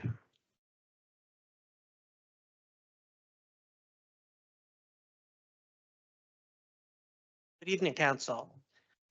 I'm a resident, a tenant at Portside Towers, and as you know, we've been coming here for a long time and saying very similar things a lot of the time. And this week I was reminded of a parable in the Gospel of Luke, and it's the parable of the persistent widow. So I'm going to talk about this in a secular way. Very briefly, though, there's an unjust judge, and then there's a widow who comes to that judge and says over and over again, says, grant me justice against my adversary. So keeps coming back, keeps saying the same thing. And now this is an unjust judge, and this is someone who doesn't care what anybody thinks and is unassailable, you know, but the judge thinks to himself, she's just going to keep coming. She's going to keep coming back and saying the same thing, and it's going to wear me out. So he gives the widow what she's asking for. So I thought, okay, maybe I can put myself in this position of the persistent widow. Maybe by coming down here all the time and continuing to say the same thing, maybe I can, you know, wear these people down. But then as I kept thinking about it, I thought, you know, the parable doesn't say that the widow's actually in the right here. It just says she's a widow, okay. And widows can be wrong like anyone else.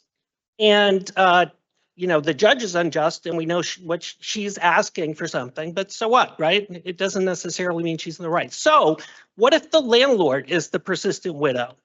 And so the landlord, I know, is continuously lobbying the city at all levels. And landlords, you know, mostly don't have jobs. Owning something is not a job. So they have tons of free time. And so that's what they're doing all the time is talking and talking up their side. So I have to come down here, whether I want to or not. We have to keep showing up here and pleading our case and presenting our side because we know that they're continually presenting their side. I want to say very quickly that there are things happening on a national level with the current administration that are really blatant and just continual and extreme violations of the rule of law. And it can seem like inside or outside of government, it can feel like, what can we do about this? And I want to say that anytime anyone at any level of government stands up for what's right, stands up to enforce a law, a just law, that you're taking a stand and you're resisting what is happening more broadly. And so I ask you to please do that. Thank you. Next speaker, 5.16, Jessica.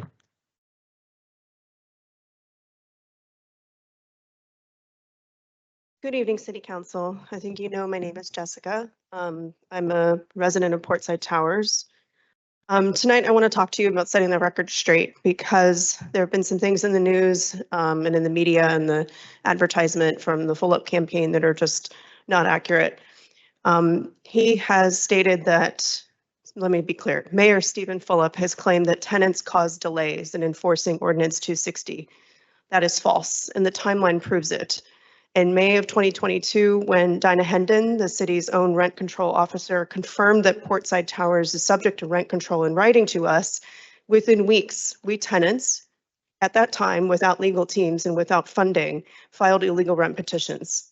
We followed the rules. We are all working people. As David just said, we have jobs. We work to pay for the roofs over our heads. We care for our families. We are not corporate landlords with lawyers on speed dial. In this process, we met every city request and deadline. Meanwhile, the landlord submitted rent rolls late, incomplete, and inconsistently, violating the annual reporting requirements. We really need the city to issue the daily fines so that the teeth built into the ordinance on purpose can actually bite. We're asking for accountability here. So I want to say this directly to Mayor Fulop. You are, where's the camera? Is it of that flag right there? You are running for governor, but let me be clear. We will not let your record in Jersey City go unnoticed in your state campaign. You have failed to enforce tenant protections. You have allowed corporate landlords to violate the law while blaming the people who fought for their rights. You're hoping we will just go away. But guess what? You do not get to abandon enforcement, gaslight the public, and climb the political ladder untouched. We tenants are organized. We have been and continue to build strength. We are speaking out, and we will continue to tell our story to anyone who will hear us, and we will continue to put the message out online, in the media, in the eyes of the voters of the state of New Jersey, in Jersey City, in Trenton, and everywhere in between. Mayor Fulop, your pattern of self-promotion while tenants suffer is not leadership. It's opportunism. Shame on you. And we've had enough. You are not fit to hold future office. Council members, the choice is clear. Side with the tenants, the constituents you represent. Do not enable this failure. To the city's lawyers, we really thank you for defending the ordinance in court. You're doing the right thing. Thank you. Our next speaker, 5.17, Judith.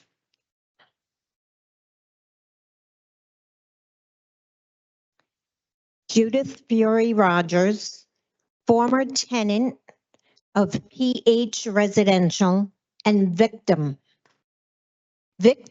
of housing discrimination. Please don't leave while I'm 100 Montgomery refused an active DCA program which covered a portion of my rent for apartment 3A. This happened because I am one person standing in front of you publicly complaining about corruption of construction, management, and federal funding misuse. 100 Montgomery, AKA PH Residential, AKA Paulus Hook Towers, AKA the Montgomery, AKA the Montgomery Paulus Hook. What's with all the names? On a funding question. On March 21st, 2025, the Montgomery Paulus Hook was awarded $53 million in federal funding to renovate, update units. HUD 223F program was designed for refinancing market rate affordable housing. Subsidized multifamily properties. 100 Montgomery designated half of the units as affordable. That's 154. 66 Section 8. That's a total of 220 affordable units. There's 88 left, and they have renovated and charged high renter units in 2020. 88 units, we said. All empty apartments unless they rent to high renters. Did they receive funding for the lower renters and use it to renovate the higher renters? And how about this new money that's in here now? Where is that going? In 2023, funding was provided for AC and air conditioned, AC and heating units. They're still in the process of finishing that today. Over 100 units have been renovated. What are they doing with this new money? The tenants who live in the renovated units pay the higher price. African American and Puerto Ricans there are none in the new units. What is happening? Why are all the ads for the higher renters? What are they hiding? How are they segregating all the people? Deciding who is getting the new units. Thank you. Our next speaker, 5.18, Joel.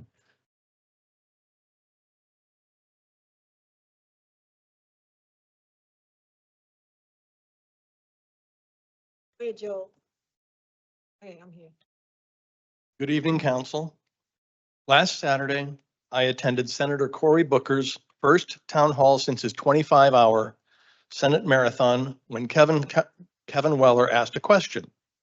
The question concerned rent control enforcement and what the federal leaders can do when local governments, like we're experiencing here in Jersey City, refuse to act. Senator Booker gave a thoughtful, lengthy response, but what stood out most was what he said directly to Kevin.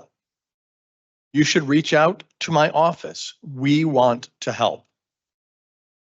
Forbes picked up Kevin's question and Senator Booker's answer specifically. That moment has now been viewed over 500,000 times via the AP, MSNBC, Fox, and Forbes, to name several outlets. After the event, I watched Booker's staff surround Kevin, assuring him and us that they're ready to dig in. We hope that they do, and we and the press will keep that commitment honest. Because here in Jersey City, we've already given over 1,000 speeches in this room. That's more than 50 hours, 3 minutes at a time. And not to challenge some opposing party, but to ask our own government to enforce its own laws. And it hasn't been just us residents at Portside Towers. Renters from every ward of this city have stood at this mic speaking the same issues.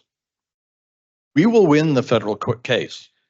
The city's current legal team is helping to make sure of that, and we're proud to stand beside them.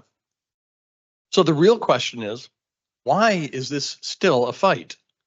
Why not start enforcing the laws right now? Pick something, anything. Start with uniform security. Start with a resident supervisor. Neither one has anything to do with rent control or the litigation. Just enforce something. Because here's the truth. A mayor, Stephen Fulop, who won't enforce the law won't become governor. And a council member who stood by and let this happen for years won't become mayor. Why would we replace one mayor who failed to act arrogantly with someone who allowed it for 3 years?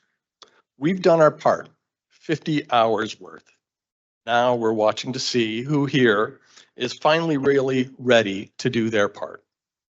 Thank you. Thank you. Next speaker, 5.19, Shannon. Good evening, Council. I'm so happy to stand here tonight before you. A little story. Early in my nursing career, I faced a challenging situation. I had a patient who was struggling to choose between two medical options. One was relatively new with limited research, but the existing evidence suggested it was the more effective choice. The other was a traditional, well-established treatment, but less likely to achieve her desired outcome. After thoroughly reviewing the options with her, she looked at me and asked a question I really remember and that I've heard many times since. She simply said, "If I were your sister, what would you advise me to do?" So that personal connection, that act of truly putting myself in her shoes, that meant everything to her. It highlighted the profound impact of empathy. I've carried that lesson with me, applying it wherever appropriate. For instance, when a patient expresses concerns about the safety of a procedure we're proposing, I'll often reassure her, if I agree with it, by saying, "If you were my sister, I would recommend this." For months, we've come before this council, pleading for the enforcement of Ordinance 260. We haven't asked for special favors, nor have we requested anything illegal or unsafe. We want uniform security on the premises. We're asking for a posting of our on-site super, or at least a phone number allowing us to communicate with our building management, a real person, in case of emergency. We ask for rent rolls. We ask for adherence, as all buildings must, to the rules that make renting fair in Jersey City. We simply seek the enforcement of the city's existing laws, ensuring our landlord adheres to them. So I urge you, please, to just take a moment, consider this. If you've got a sister, can you put her in your mind right now? And if your sister were living in our building, facing our circumstances, what would you want for her? Would you act with diligence and commitment, enforcing the law with the power that you have? Please think about that for us. Thank you for your time.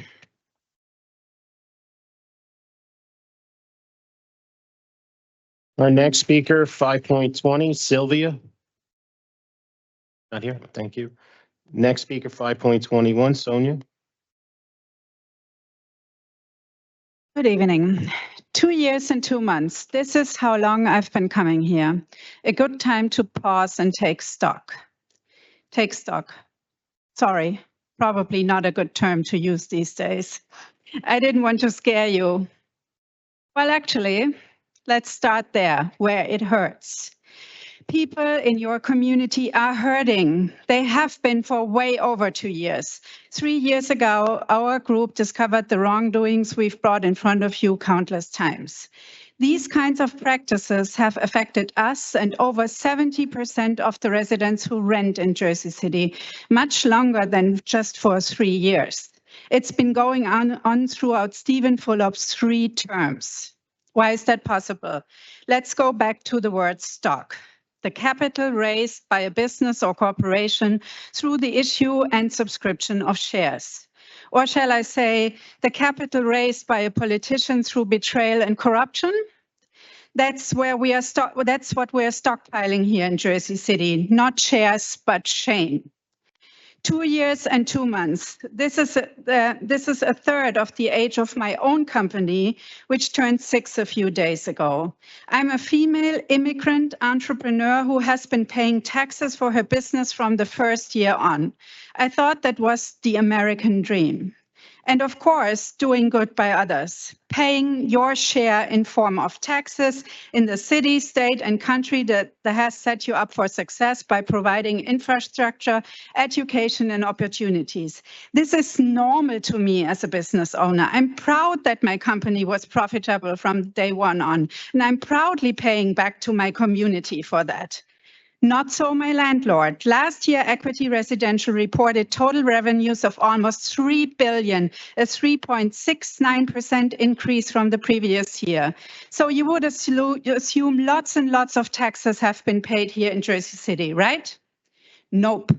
The residential portion of Portside had a 30-year tax abatement, also known as a pilot agreement, until August 2022.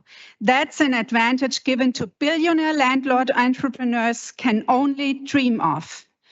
Maybe that's the American dream, I'm thinking. 2 years and 2 months, and 2 very sad examples of how the shares are distributed in our community. Now look into your own investment accounts. And I don't mean the ones in your bank. They came back already today as a politician backed down. What I mean is the investment in your people. Portsiders are making up 50% of the speakers here tonight. That's almost like that for the last 3 years.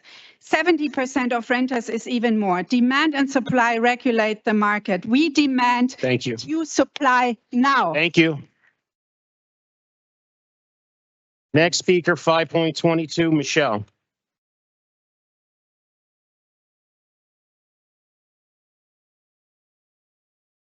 Good evening. As Mayor Fulop campaigns for governor, portraying himself as a champion of affordable housing, I feel compelled to set the record straight about the Portside Tower struggle. For nearly 3 years, hundreds of tenants have fought to enforce Jersey City rent control laws in our buildings.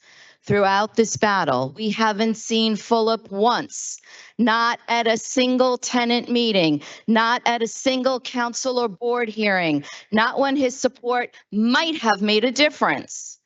What's particularly troubling is his mischaracterization of our efforts. Just days ago in an interview, he claimed that Portside tenants didn't want to go down that route of filing appeals and that after a year and a half, they decided to do it. Most concerning, he explicitly stated he doesn't feel like all those people are reasonable, directly impugning the character of tenants who are simply fighting for their legal rights. This characterization is demonstrably false. The official record tells the truth. Our petitions and evidence were submitted meticulously. Every extension was formally requested and officially granted by his own administration. The Rent Leveling Board's unanimous 6-0 vote in our favor speaks volumes about who was reasonable. After our victory, instead of acknowledging we were right, the mayor's spokeswoman claimed we had tried to circumvent the appeals process, continuing the outrageous false narrative that tenants were gaming the system. Meanwhile, his gubernatorial campaign materials proudly showcase Jersey's city housing policies as a model for New Jersey, while his administration ignores basic tenant protections at Portside regarding legally required landlord identity disclosures, live-in superintendents, and 24/7 uniform security. This is the stark reality. We have had to do this work ourselves without your support. We've won victories, not because of his administration, but despite it. Fulop, you can't claim credit for tenant protections while failing to enforce them. You can't portray yourself as a housing champion while ignoring those fighting on the front lines. If Jersey City is truly your model for New Jersey's housing future, perhaps you should start by acknowledging the truth rather than peddling revisionist history that erases the struggle of the very tenants whose victories you're now shamelessly exploiting for political gain. Thank you. Our next speaker, 5.23, Gracie. Good evening, council members. I'm Gracie Jolly, a Portside Towers tenant since 1997. It's been 28 years. I stand before you concerned about the troubling reality regarding security at our Portside home. Despite clear legal requirements for 24/7 uniformed security and live-in superintendents, these basic safety protections are absent. The documented gunshot through a 19th floor window, a fire and subsequent flooding, and a bleeding woman whose abuser entered our building without issue, all in less than a year's time, should alarm us all. As Kevin, Michelle, and others have notified you, malfunctioning locks, doors kept open, parking garage issues, and unmonitored lobbies have become commonplace. These are only some of our concerns. Given Equity Residential's known inadequate safety conditions here in Jersey City and elsewhere, any Portside Towers security exemption would be foolish. Why should corporate landlords be allowed to ignore the laws designed to protect your constituents? Please ensure that Equity Residential will have no choice but to lawfully protect its tenants. Thank you for your time. Thank you. Our next speaker, 5.24, Jennifer.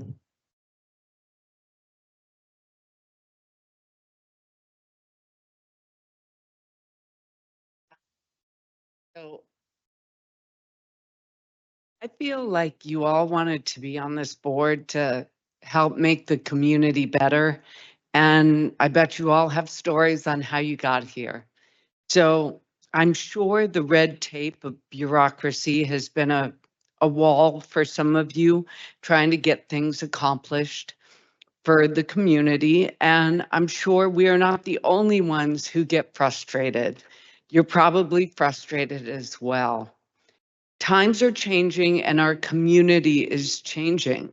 And I feel like it's changing for the better.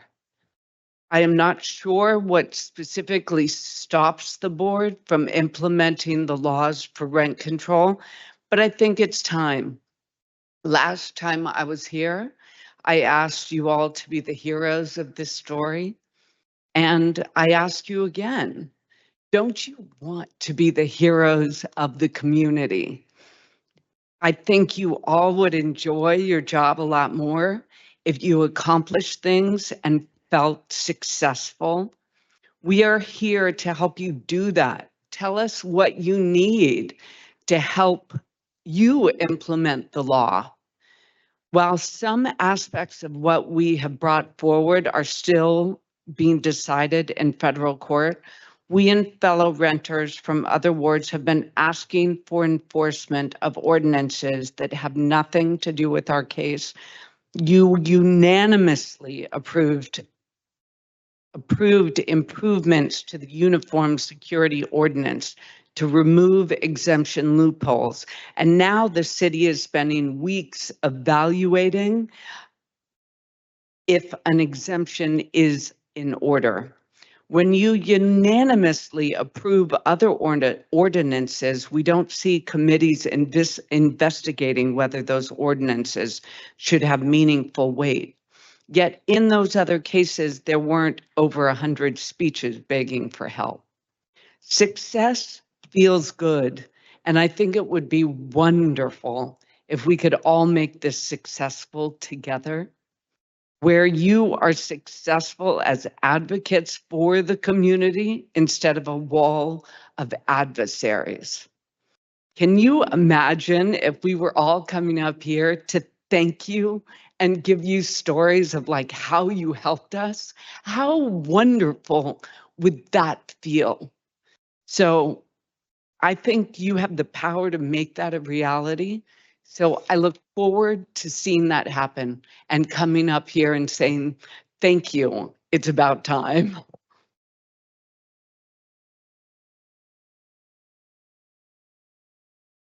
Our next speaker, 5.25, Ryan. I think Ryan left. Next speaker, 5.26, Craig.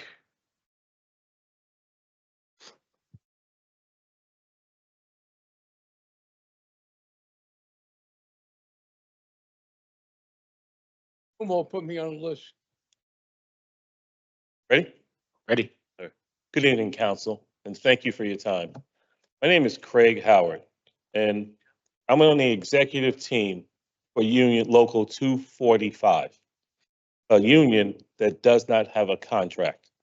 I'm here to ask the city council to use its powers of governance to just assist us in putting this travesty of a non-contract behind us. For 6 years, without success, we are currently working without a contract. In the city, that housing prices reach upward to $850,000 or more. The housing expenses are like 71% higher than the national average. All right. You got utility prices 8% higher than the national average. Grocery prices 5% higher than the national average. All right. This has substantially impacted the way we live and increased unaffordability for not just us, but many other residents, especially for those that toil daily, like us, to beautify this city and make it shiny for its residents. So with this said, we ask that you use your powers, delay some of these budgets, and get this until the city renegotiates with us once again to get our contract. Continuing, we want to continue to work with you in solidarity. We appreciate your time. A lot of you have stood with us in solidarity, and that was a big deal to us. And now We just want to end this if we can. Thank you. Thank you. Our next speaker, 5.27, Santo. I have to say my name or everybody knows who I am. You know who you are. Craig put it nicely. We've been called to service during the pandemic to set up COVID sites throughout the city. We had our members got COVID and passed away. Still no contract. That goes back to 2020. The actual contract, yes, they did come to the table, President Waterman. But if they don't say anything at that table, we can't agree. Our members suffered over 6 years. The city got COVID money, $150 million, still we're without a contract. When Sandy hit, we bring the city back to life with the trees, the water. We left our families in the dark. Every time we're called upon, floods, 245 has been there. Disasters, 245 has been there. I didn't ask for the state of emergency money. It was put in the contract. I accepted it. Now, every time we come across our contract, the city is violating it. We came here not to argue with you. We came here to ask you for help. Come down and put the city together. Let's get to the table. Let's finish this contract. I watch these Mayor Phillips commercials on TV. He talks about he's union friendly. Let me see it. 6 years without a contract. We're a union. We're your union. You got 8 unions that work for Steve Phillip. Not one of them endorsed him for mayor. The rest of the unions throughout the state is watching this. They're watching me now speaking to you. I'm asking this administration to help us. I'm asking the BA to get the team back into negotiations. Let's get it done. Let's finish it. Let's put this behind us. Don't leave here when your term is up, leaving us without a contract. Do we have to go to the 7th year? You're going to see the mayor candidates came down. They're supporting 245 to get a contract. Some of them said it would never happen on their watch. Fine. Come to the table. Give us something that we could discuss with. We're not asking to be a dictator, but if you keep coming to the table and keep saying the same thing over and over again that we disagreeing, then we ain't getting nowhere. So please, talk to the administration. Please, business administrator, get your team back in. I'm acting nicely. I'm not going to attack the mayor. Let him become governor. But those other unions out there are going to see what's happening here.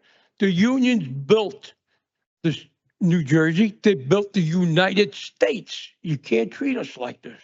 We're the smallest. Please help us get a contract. Thank you for your time. Thank you. Our next speaker, 5.28, Darrell. Otis. God, Good evening, City Council. Hope all is well with y'all. My name is Darrell Roberts. I've been a worker of the city of Jersey City almost 10 years. Now let's get straight to the point. My fellow members of local union 245 and I haven't had a contract in 6 years and counting. I feel that's utterly ridiculous and unacceptable.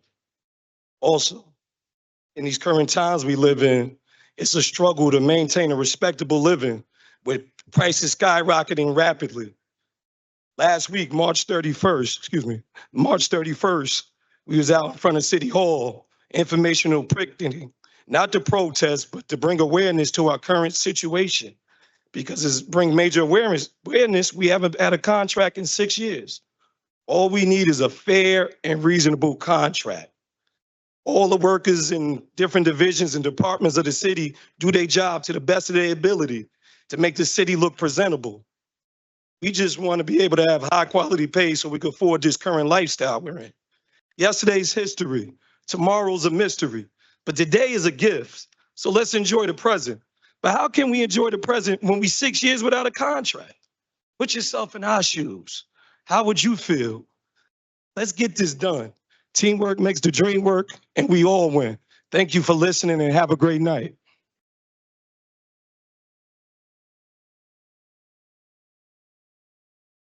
Our next speaker, 5.29, Michael. Michael here? Oh, thanks. Sorry, I didn't see you coming up. Good evening, Council President and members of the council. My name is Michael Daniel, and I'm here to respectfully ask for your support for a resolution that would allow Kind Buds JC, a Class 5 cannabis retail application, to be fairly heard again before this council. This resolution came before you on March 26, but I was unable to attend due to a medical emergency.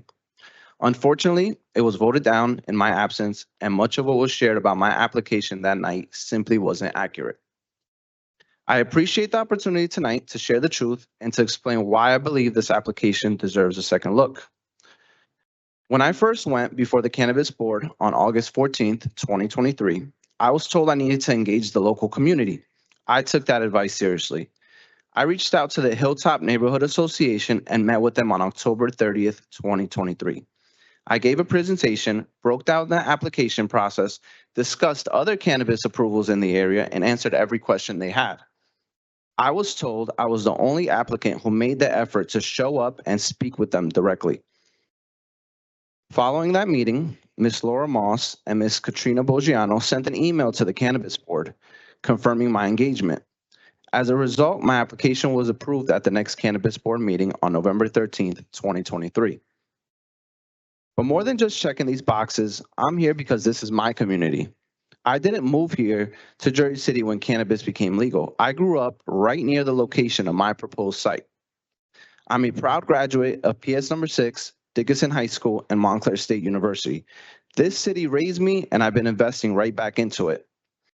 I already own 2 businesses in Jersey City. A third is on the way, and Kind Buds would be my 4th. Every one of them represents not just a financial investment, but a commitment to building something meaningful and lasting in my hometown. As part of my community impact plan, I partner with the Coalition for Health and Social Equity and Girls Love Tech, 2 organizations doing critical work to expand opportunity and education right here in Jersey City. Through these partnerships, we're creating spaces for young people and underserved communities to grow, learn, and thrive. I also want to address the opposition raised by another applicant during the last meeting. The young lady and her partner who spoke against my resolution are currently approved at 535 North Ave. But in a meeting I had with them this past February, they acknowledged their building has major foundation issues and opening would cost them north of $300,000, something they told me they can't move forward with. In fact, she's reached out numerous times to discuss a possible partnership because the likelihood of them opening at that location is slim. I'm not here for special treatment. I'm asking for fairness. I did the work. I met with the community.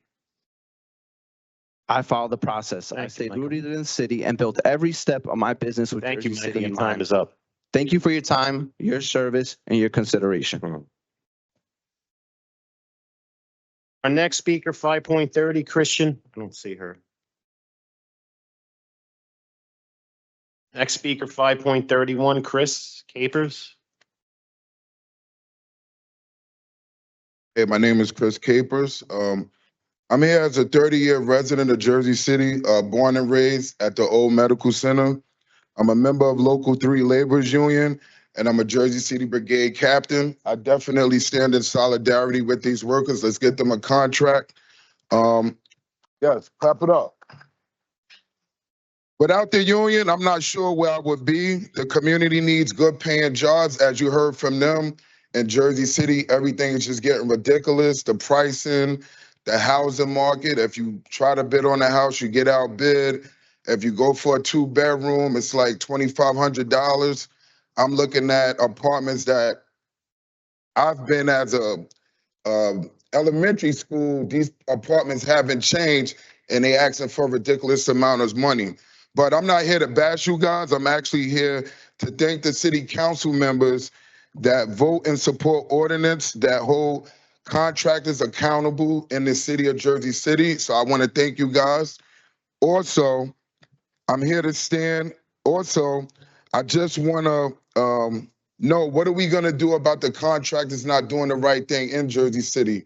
I know a few of you have sat down and spoken with us, but it's just getting out of hand right now. So in closing, I just want to say that I don't want to leave Jersey City. Like I said, I was born in the old medical center that is now condos by a billionaire.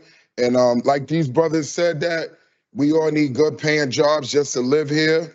I work hard. I'm trying to provide for my family. So if we could do something, I appreciate it. But thank you for your time. Bye. Our next speaker, 5.32, Katie, I believe she left. And our last speaker, 5.33, Kevin. Not here. All right. That will conclude our public speaking portion of the Hey, meeting. Hold on, I just have a few questions. Hey, John, is there any way those guys could get back to the table to just hash out? Council, thank you for the time. Yeah, the city's been acting as a good faith negotiator. I just want to kind of go through some data points here. I can't talk much about the specifics of the contract, but we do have a closed session 2 weeks to discuss the local 246 settlement, and we could answer specific questions here. But since the local 245 contract expired, the city settled 2 contracts with JCSA and 641, settled the contract with 246 and presenting another 246 contract next week, settled the contract with local 68, and second round of local 68 will be coming within the next month, and settled all 4 public safety unit contracts and are now currently negotiating those 4 contracts again. So I think the city has proof that since this had expired, we've done several rounds with other negotiations, and we weren't always together at the table, but we worked out those and brought those to the memberships and got them codified. So it's an ongoing process as far as the state of the emergency pay and some of that language, that's been in the courts. There's been some rulings on that, and we'll get back to the table and discuss that along with what we've already presented. So, John, you said you're having a meeting with them next week? No, we have a closed session. We have a closed session. we have a closed session if there's any specific questions about the details of the negotiations, but I just wanted to provide an outline that we have been good faith representatives as an administration. We've settled several contracts that weren't always aligned, but we figured it out, and we're going to continue to work on this one. Do we know where we are at with the police contracts as well? Can't discuss it publicly, Councilman, but we do have continuous conversations. We've received some feedback from their last round, which was on Friday, on what could be amendable, and we're going to get back to the table with them as well. Thank you. Brittany, can you give us an update as it relates to the file for exemption? Where are we at as it relates to the not the appeal, the actual investigation portion? Sure. We spoke to the director conducting the investigation. The entire investigation is complete. He's met with everyone. He's gathered all the documents. He's just finalizing his report. I don't want to say a time because that normally gets us in trouble, but it should be very soon. So we're just finishing the report. So all the investigation is complete. Okay, now, once that report is complete, whatever the decision is, then I guess the next appealed or whatever, that would be in court, right? There's nothing else locally we will be able to address once we make our decision there. Correct. Yeah. Okay. Now, I guess my last question, if it should go to the courts, what if anything happens in the meantime? If the exemption is not provided, there can be issued violations. There's already 2 violations that are outstanding and making their way through the municipal court. If the exemption is not given, somebody goes out and inspects and there's not a security officer there, they can issue a violation. Obviously, if somebody files a lawsuit, the court can direct us and tell us what to do, but up until that time, violations can issue if somebody's in a violation of the code. And regarding enforcement, I'm sorry, can you mind if I jump? No, go ahead. Regarding enforcement, it can't be targeted, right? It has to be part of a broader enforcement mechanism, correct? Like if hypothetically the city was to do it every day, would that be considered like targeted enforcement, or would that get thrown out? I don't know, like Yeah, if we receive a complaint, we can send somebody out. To go. Somebody calls every day, if somebody calls every second day, if somebody's available and somebody goes out, they can issue a violation. It's not targeted in that regard if we're receiving complaints and responding to. so the city could do that. Sure. Okay, so Oh. I just want, I'm sorry. Okay, I just want to be clear then. So if Portside calls every single day that we don't have a security officer, we can have somebody go there daily and give them fines? No, is there a time period between? Because I remember before with the senior building, y'all told me that. Right, from the I'm just trying to initial, make this clear because Yeah. right, there was an initial violation issued. You normally get 30 days to cure. Okay. So there was an initial violation issued. I believe it's being rescheduled, the hearing, but after that point in time, if we still find that there's no cure, you can go out and issue the violations. Shouldn't a violation be issued every day? I mean, It can be. well, it should be. I mean, this is going on for 2 years.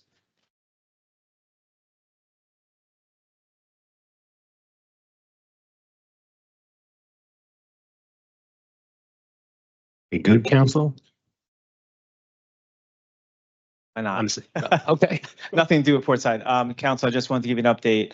I know at the caucus meeting, we discussed compiling the protocols for when there's an incident at a city building or surrounding it.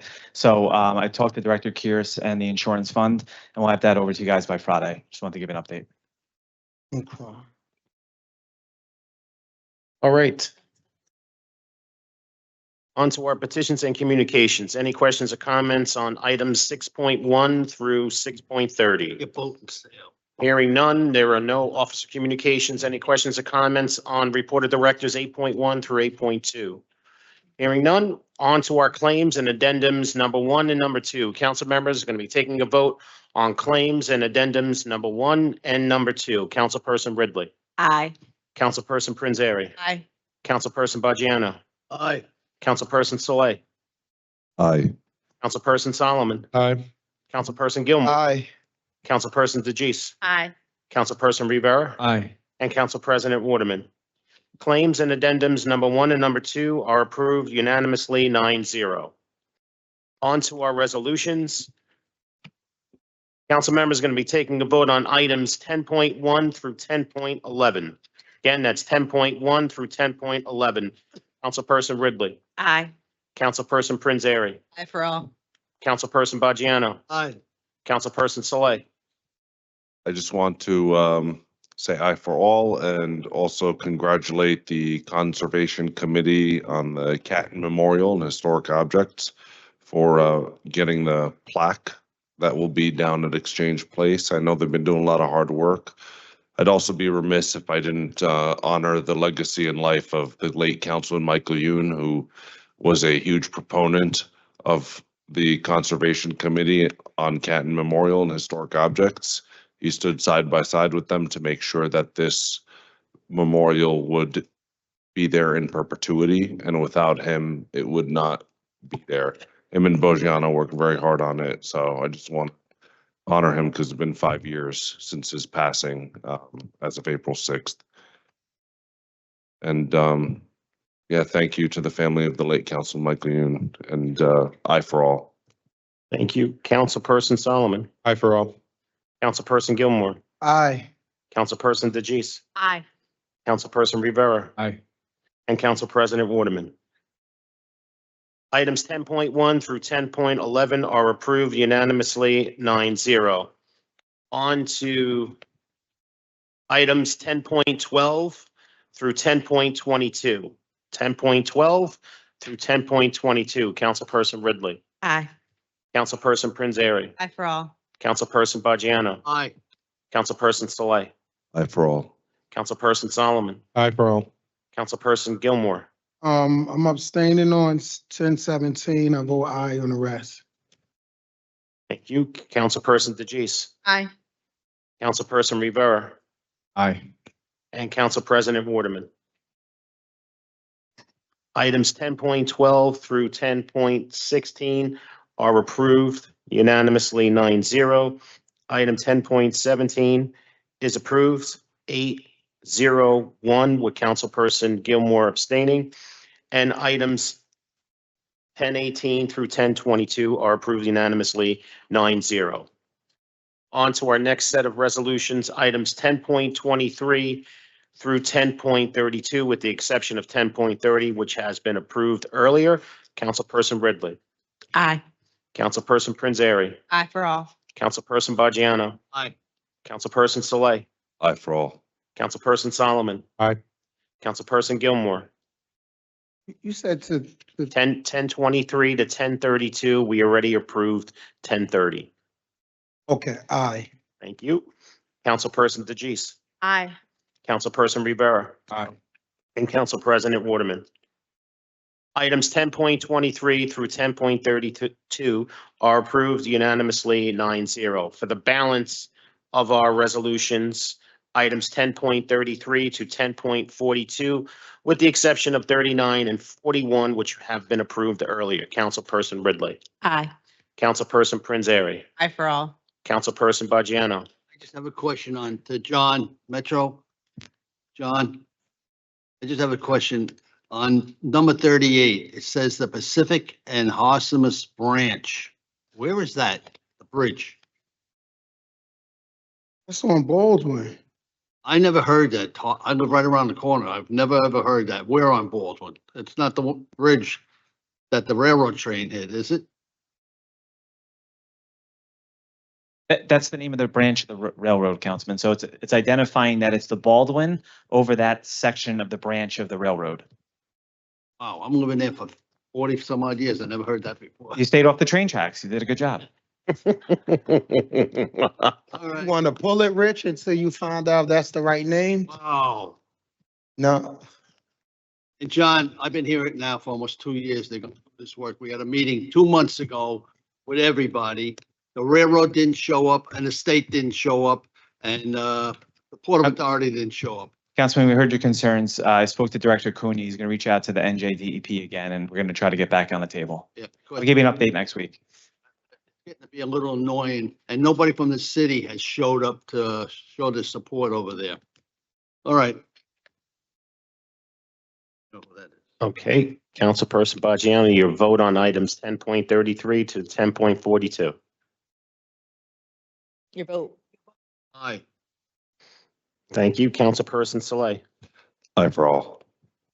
Councilperson Solomon. Aye for all. Councilperson Gilmore. Aye. Councilperson DeGise. Councilperson Rivera. Aye. And Council President Waterman. Who said? Items 10.33 through 10.42 are approved unanimously 9-0. May I dare Motion. ask for a motion to adjourn at 9:58 PM? Motion. Motion, I believe, was originally made by Councilperson Rivera. I'll give the second to Saleh. Allen. On the motion to Soleil, it is Soleil, yes. it's not like the Jets coach, former coach. On the motion to adjourn at 9:58 PM. All council members present by acclamation, please say aye. Aye. We are out of here at 9:58 PM. Thank you so much, everyone who was in attendance and everyone watching at home. Remember, teamwork makes the dream work. Have a great night. Stay safe. They spell it the same way, but he doesn't pronounce it the same way. Yeah. A lot.